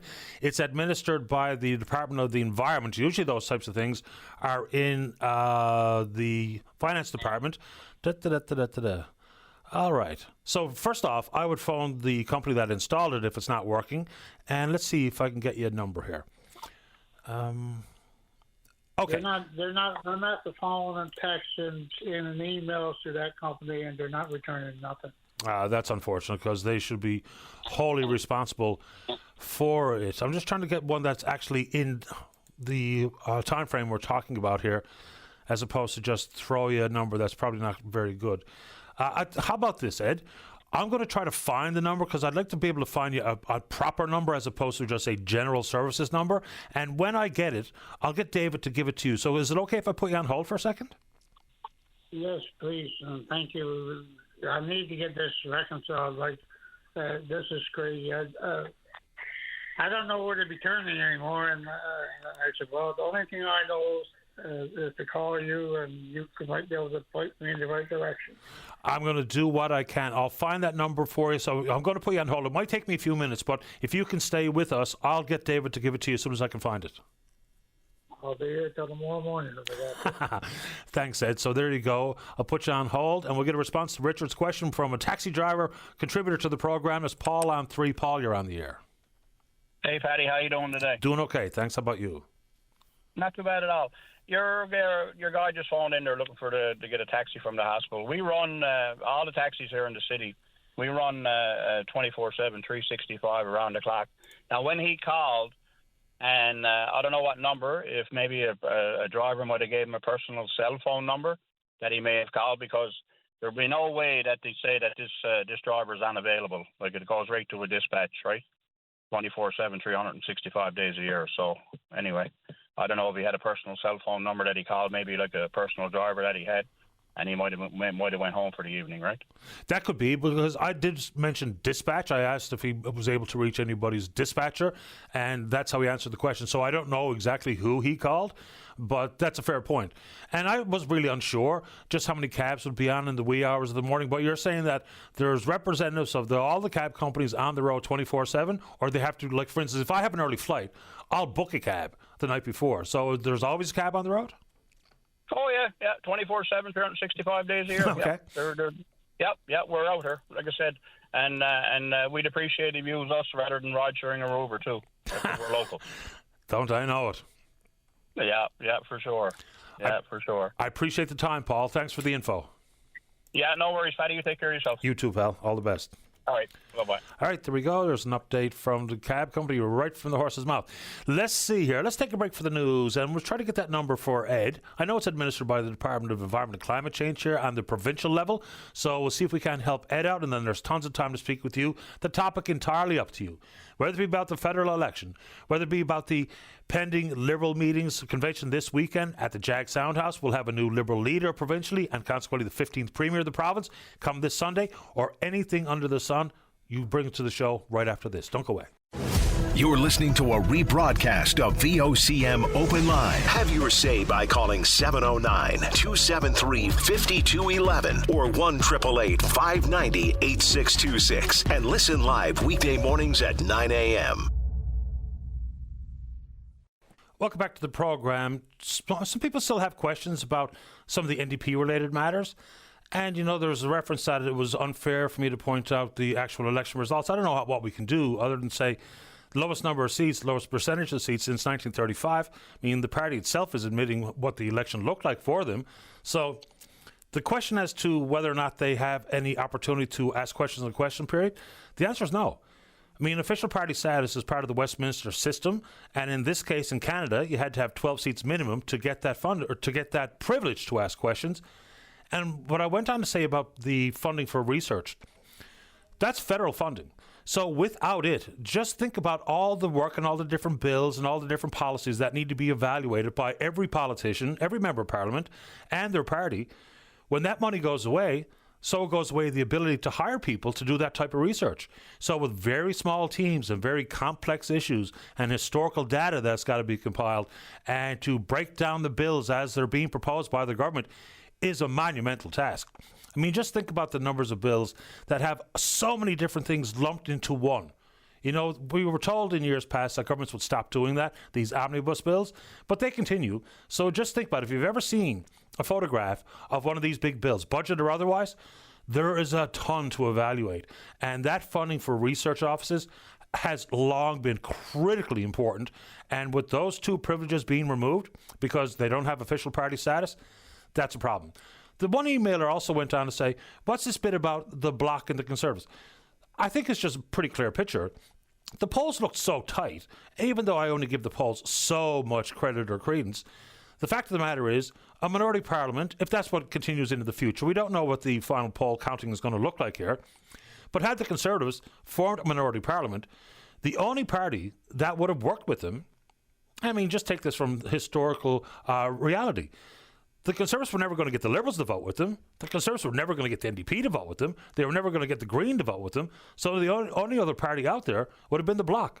So a Conservative minority would have absolutely been the Conservatives needing the support of the Bloc Québécois. Even though they've seen their seat count reduced from 35 to 23, it still would have put them over the top. Say if we change positions and seat count numbers for the Conservatives and the Liberals. So that's not saying, oh, it would have been terrible had that been the case. That's just the facts of the matter. If you have a minority parliament, you need the support of enough seats from other parties to ensure that you pass the non-confidence motions, budgets and otherwise. So that's just the reality. That's not about if things are good, bad or indifferent. It's just exactly what would have been the case. Let's go to line number 4. Let's take a more to the Ward 4 councillor here in the city of St. John's. It's Tom Davis. Tom, you're on the air. Good morning, Patty. Good morning to you.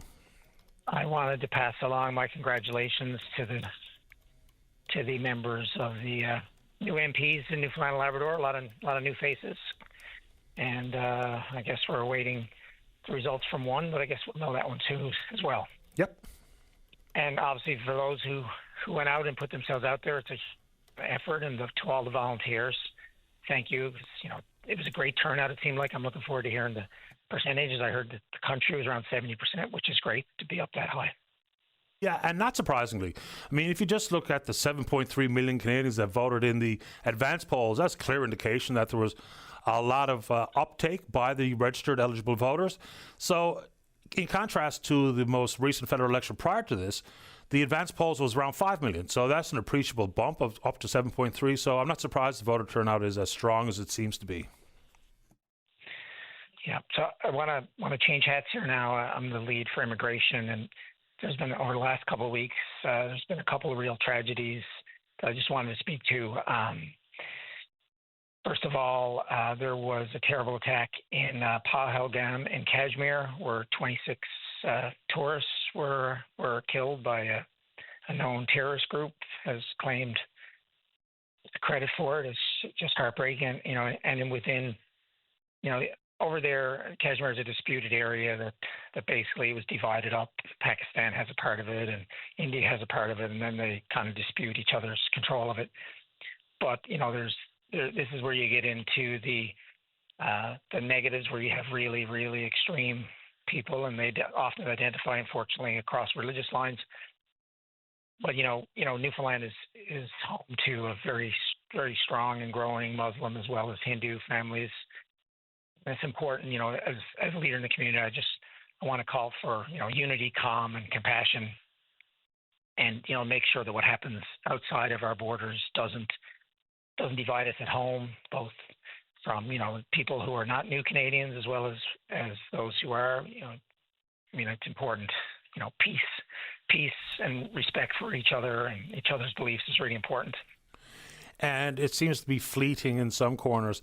And I'm not going to suggest that what we saw in the mass killing, the senseless tragedy in Vancouver, had anything to do with race, because I don't know. I don't think anybody knows at this point. But and this is from a couple of people who have spoken to me since. And again, I'm not trying to be stoking the fears and the issues that people are talking about, but soft target stuff, boy, I kind of feel stupid bringing this up, but we see what can happen, and it's not the first time it's happened in this country where a vehicle has been used as a weapon. I mean, the only terrorism charge in this country came from a vehicle being used as a weapon and mowed down that family in London, Ontario, I think it was. So will there be conversations about things like more reliable, sturdy barriers for things like the pedestrian wall and what have you? Because again, I almost feel silly bringing this up, but to avoid it is equally silly. So are those conversations going to happen, Tom? Because it's a better safe than sorry kind of situation.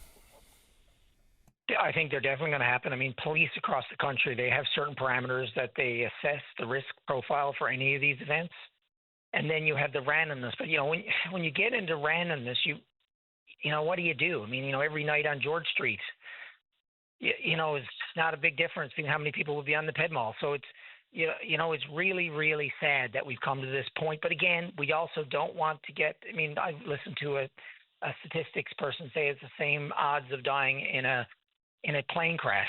So, I think we have to take a breath and realize there's mental health issues in this specific case. But, to focus on that, I want to express our deep sorrow. It brought tears to my eyes, just listening to incredible tragedy of the Filipino festival goers, 5-year-olds up to 65, almost a whole family wiped out. And a lot of people may not be aware of it, but there's over 10,000 members of the Filipino community in Newfoundland and Labrador, and they're business owners. They're an important part of our healthcare and our service industry, and they contribute to our economy, and they're beautiful people. And I just want to, express again from my personal as well as from the city's point of view, the sorrow that we all feel and the senselessness of it all. But yes, to your point, there's definitely going to be a conversation, and we will have to take it as it comes. It's not the world that you want to be living in, and not the decisions you want to be making when you have to predict the unpredictable and prepare for it and try and protect the residents. But again, I don't think people should get too nervous about going out and about in the public. I think it's important to realize it's a very random act, and there seems to be some significant mental health challenges to do with this case. Agreed and understood. And there was nowhere near my intention to do anything like that. I just think that, even if it's random, even if it's a mental health related matter, those are the types of plans that inevitably will be discussed, whether it be by law enforcement agencies, municipalities, provinces, and otherwise, just because it happened and can't ignore it, even if we don't fully understand all of the rationale behind it. And so hopefully people took it for how I intended it. No, I know you're trying to, be a voice for everybody out there's thoughts, and just send along our prayers to the different groups that are really suffering, and in particular the Filipinos. I want to change gears a little bit and offer our support for the initiative of the RNC for the anti-graffiti, and there's real cost to that for homeowners, for businesses, taxpayers to clean up.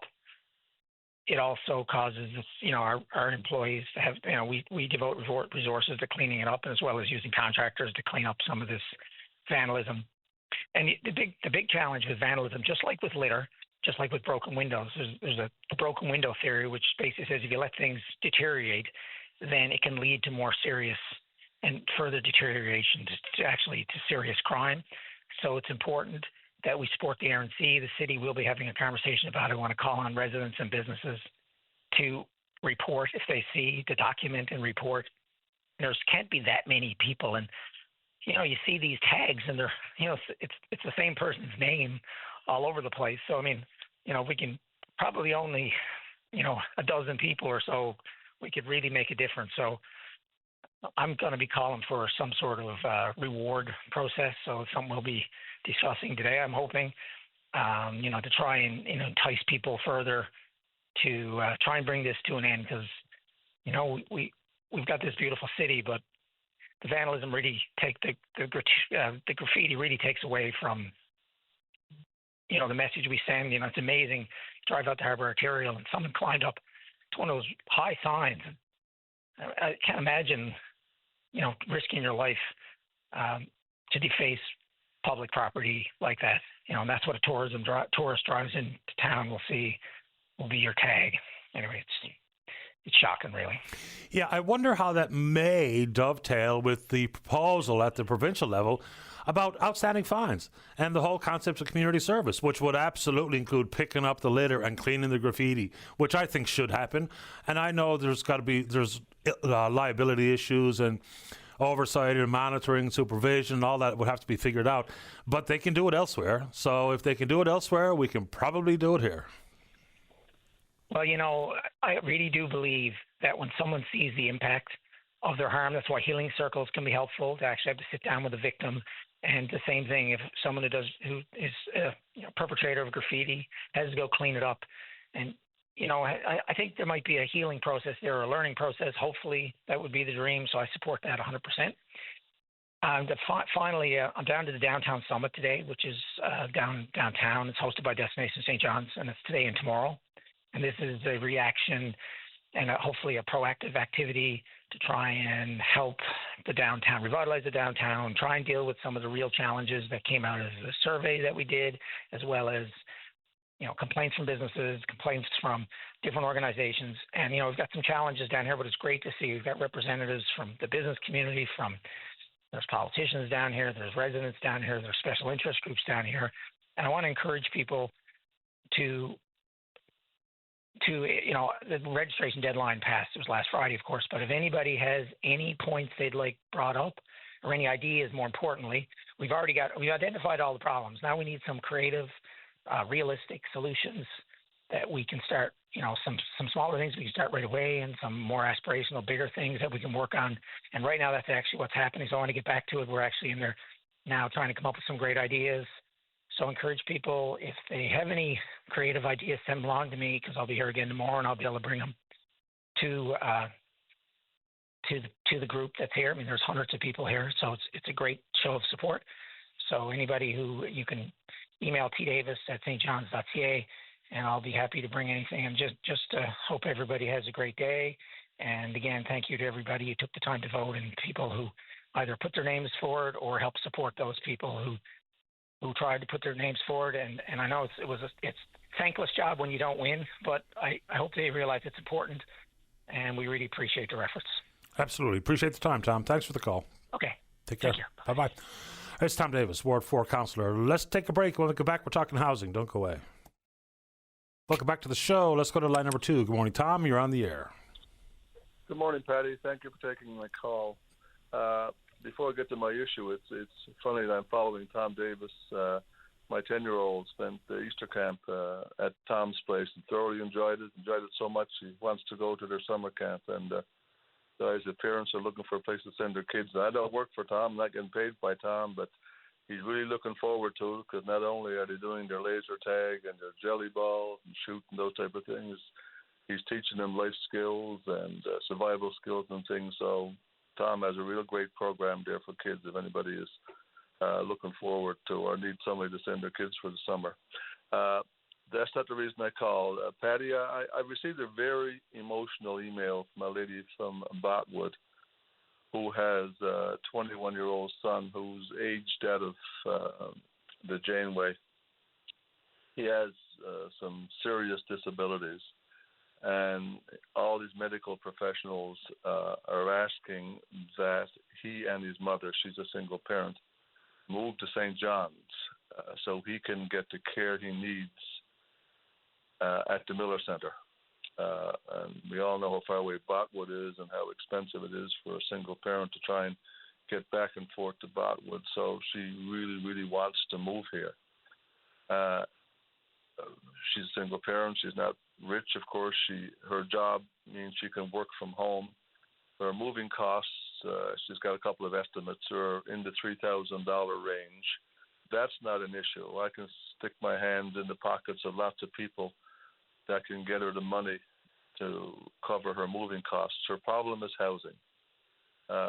And she's reached out to Newfoundland Labrador Housing, and I don't need to tell you how that's working out.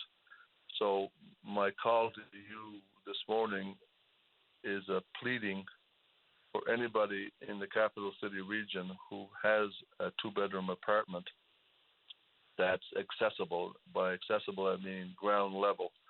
I can find money under the Accessibility Grant Program to put in a ramp and things like that if it's necessary. So if anybody has an apartment that they're willing to rent to this lady, she's currently renting in Botwood, I would ask them to reach out to me, and I'll connect them with her to see if we can satisfy this family, because it's a very, very emotional email I got and very emotional conversations I've had with her.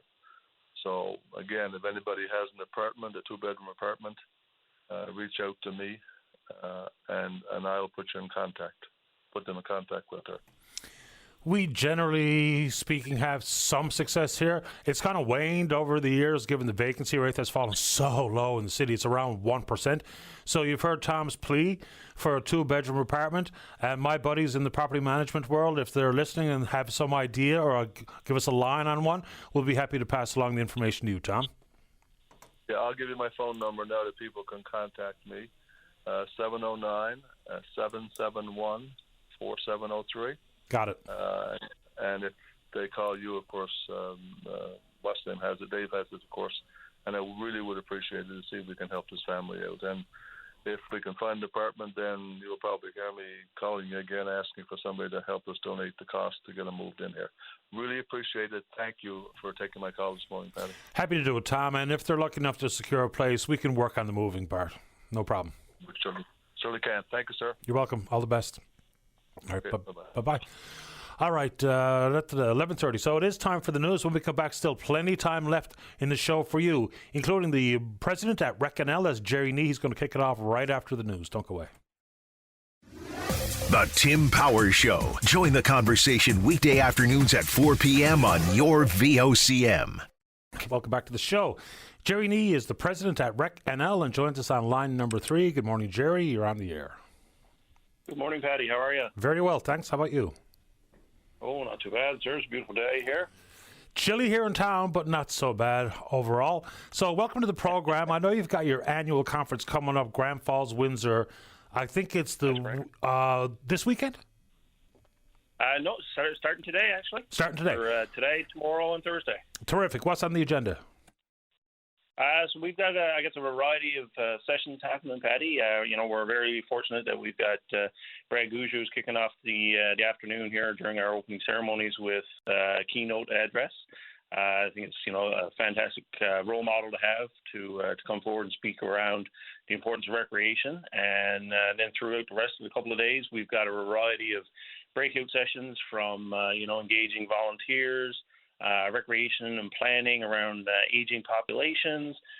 We're talking about lottery license applications and kind of how volunteer organizations can streamline that process. We've got the changing face of recreation. We're talking about aging infrastructure. And one of the topics I think that we always talk about, I guess, and very timely for today is government engagement for sure. Yeah, let's talk about Brad for a second. I know everyone is aware of his accomplishments, but I think in some form we kind of take for granted that one of the very best curlers in history is one of ours. So to get him as a keynote speaker is a bit of a coup. Oh, absolutely. We are ecstatic, and just talking to the members here now as they're starting to roll in for the registration. Like a lot of them are very excited to hear Brad speak. I've heard it that he's got his Olympic medals here with him as well. So I'm sure there'll be a few photo opportunities later on this afternoon. Yeah, I'm sure people will be really enjoying. Let's talk volunteers, because I heard you mention volunteers. And as a matter of fact, this is Volunteer Appreciation Week here in the province. So take your time to appreciate your volunteers. During the pandemic, a lot of not-for-profits and charities, they saw there was very little going on, so they lost some volunteers. And unfortunately, some of which did not come back. How are we doing in the world of rec? I think, I don't think we're entirely different in that strategy, Patty. We did see a drop in volunteers. We have, starting to see them come back somewhat. I think that, we have your core group that volunteers that comes out to a lot of what you do no matter what. But I think part of it now is how do we re-engage the ones that we had, but as well, how do we engage the ones that are out there that we just haven't kind of tapped into yet? And that's the trick, because even in the volunteer circles that I've worked in and continue to work in, it's the same faces. It's the new blood that's sorely lacking. Like, I'll go to meetings and sometimes I'll be the youngest person in the room and I'm in my mid-50s. Yep. So that's where the real trick is to get, and I know it's part of the high school curriculum and you get credits for volunteering. We can only hope that when they get a taste of it, that they continue to do it. And I mean, the easiest part is to pick something you love. If you're a young athlete, then pick something in the world of recreation. Volunteer there. It could be something that you're passionate about in the first place, and maybe you'll stick around and be that new blood, the backfill that we so desperately need. Yeah, and I think that's the key component there is giving folks the opportunity to sample as much as they can to find out where their niche market is and hooking into those people. But again, is showing them the appreciation, making sure that they are well aware that they are appreciated beyond measure, for sure. Absolutely. And I think you also mentioned government infrastructure. Here in the year of sport, and there's a lot going on. The Q's coming back to town next season. We've got the Canada Games, and hopefully we're fully prepared for the Canada Summer Games this year. But point to a couple of areas where we're coming up shy regarding government support for infrastructure. I think one of the big things that we struggle with province-wide, Patty, is aging infrastructure. We've got a lot of communities out there that have arenas, that have, say, skate parks, or even some of your trail networks that are just they're approaching that point where they need an influx of money. We were quite ecstatic to see, I think, government adding to that Active NL grant. I think they contributed an additional $400,000 to that application process. So I know that we've talked about that already in meetings here this morning. So I think it's steps in the right direction. I think we just need to continue to lobby government for them to realize that we've got the infrastructure out there, but if we don't start investing in that infrastructure soon, we're going to find that we're falling behind for sure. And the whole concept of falling behind is because eventually some government into the future, well, fingers crossed, will see the need to invest or reinvest in the infrastructure. And when it comes to the 11th hour, I say this just about everything in government policy. If you wait, it's more chaotic, it's more expensive than trying to do what I would consider the right thing now. The unfortunate reality is political will sometimes is not there for recreational-based infrastructure because there's so many other needs, but it is a big, important part of the community for a variety of reasons, whether we talk about our overall health and our opportunities for our children to be engaged, to be involved. So I always think it's a wise move to invest in that type of infrastructure, but I might find myself as a part of the minority on that front. You could be. We I think in the last number of years, especially since COVID, we have been lobbying to get recreation recognized as an essential service. And I think that for me, I've been in the recreation field for the past 20 plus years, and I think really, COVID cemented the fact that we are an essential service because folks were at home, but they were still looking for things that they could do. So it was one of those things where, a lot of our membership just pivoted and started doing online and virtual activities and events and even suggestions of what families could do at home, by themselves kind of thing. Yeah, fair enough. And I didn't mean to sidetrack the chat here this morning, Jerry. What else would you like to talk about while we've got you? I think the big thing, Patty, is we're just trying to get the word of recreation out there. I think like all organizations after COVID, we kind of struggled with that re-engagement piece. So we're very excited to see our numbers growing here. This year we've got, I think, about 85 to 90 registered delegates here in Grand Falls, which is good to see the numbers climbing. So really, we just want folks to to realize that we're here. If you've got any questions when it comes to recreation and recreation services, by all means, certainly reach out to our RNL offices, and we're always there to engage and lobby on our members' behalf for sure. I appreciate the time this morning, Jerry. Enjoy the conference. Will do. Thanks, Patty. You're welcome, sir. All the best. Bye-bye. That's Jerry Nee, President of RecNL. I made brief mention of the Canada Summer Games, and I think we actually have someone representing the games coming on maybe tomorrow or something, Dave, they asked to come on.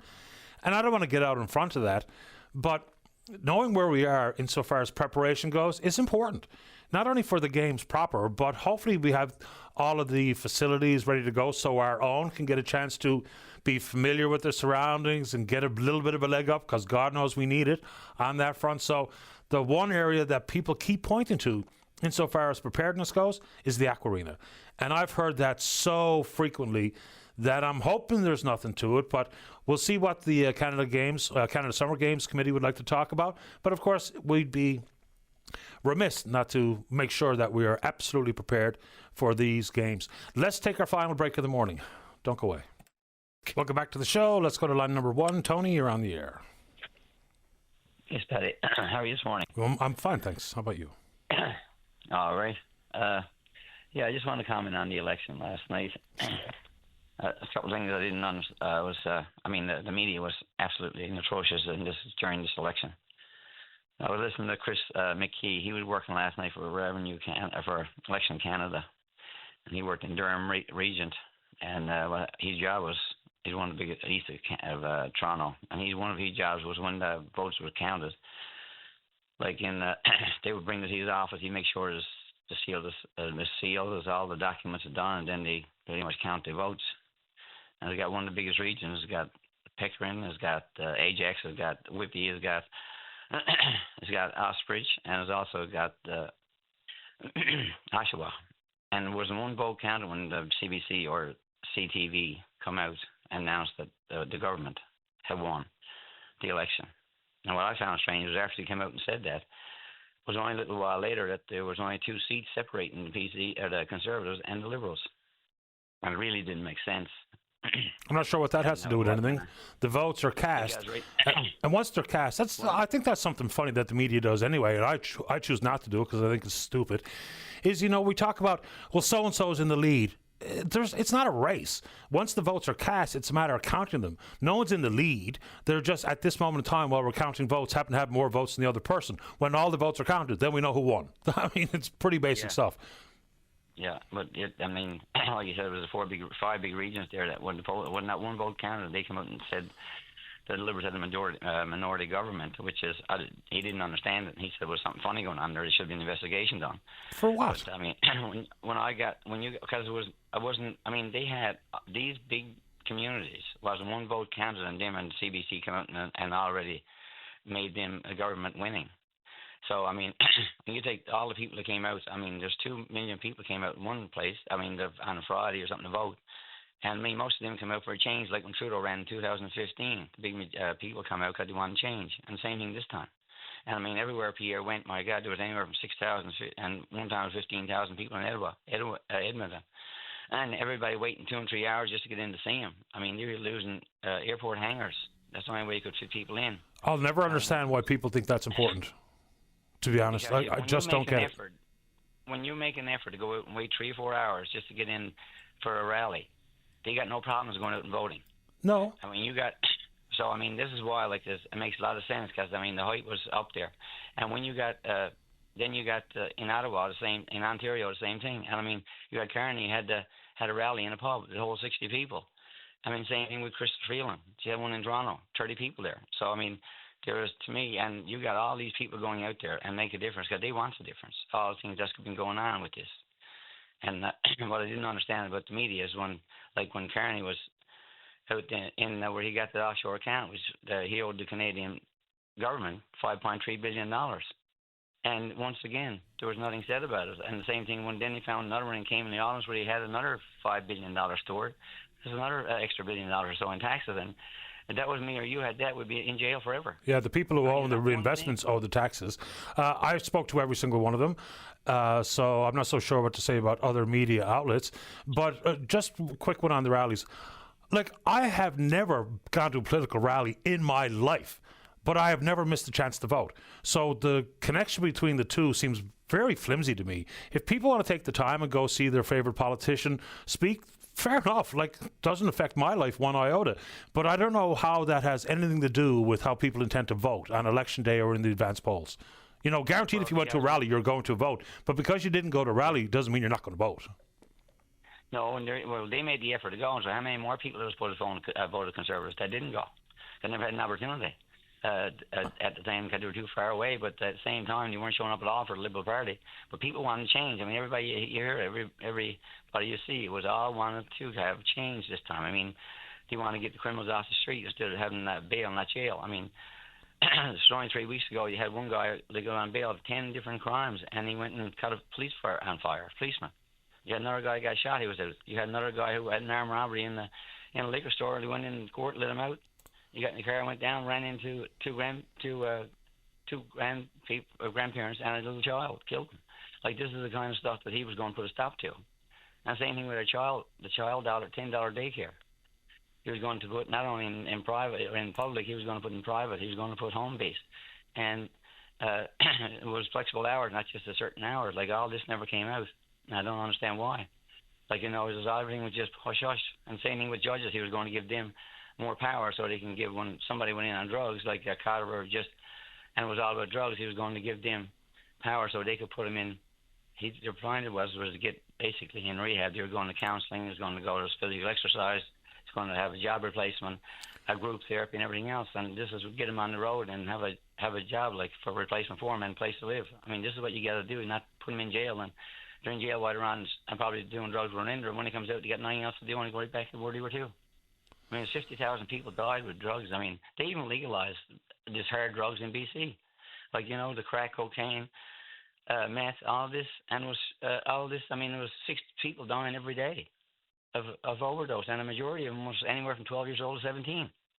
Again, never hit the media. So I mean, this is why. What do you mean it didn't hit the media? But the media discuss addictions and overdose deaths all the time, including in this province just last week. It was a news conference with the chief medical examiner, and the whole topic and the only topic was drug overdoses. The stories coming from BC are covered far and wide all the time. They report the numbers weekly in British Columbia. So I don't know how you can contest that people don't know the numbers, because the numbers are there for all to see. There's no hush-hush on addictions in this country. There's commercials running on TV every single day talking about the number of people dying from overdoses. So I'm not so sure you're on point there.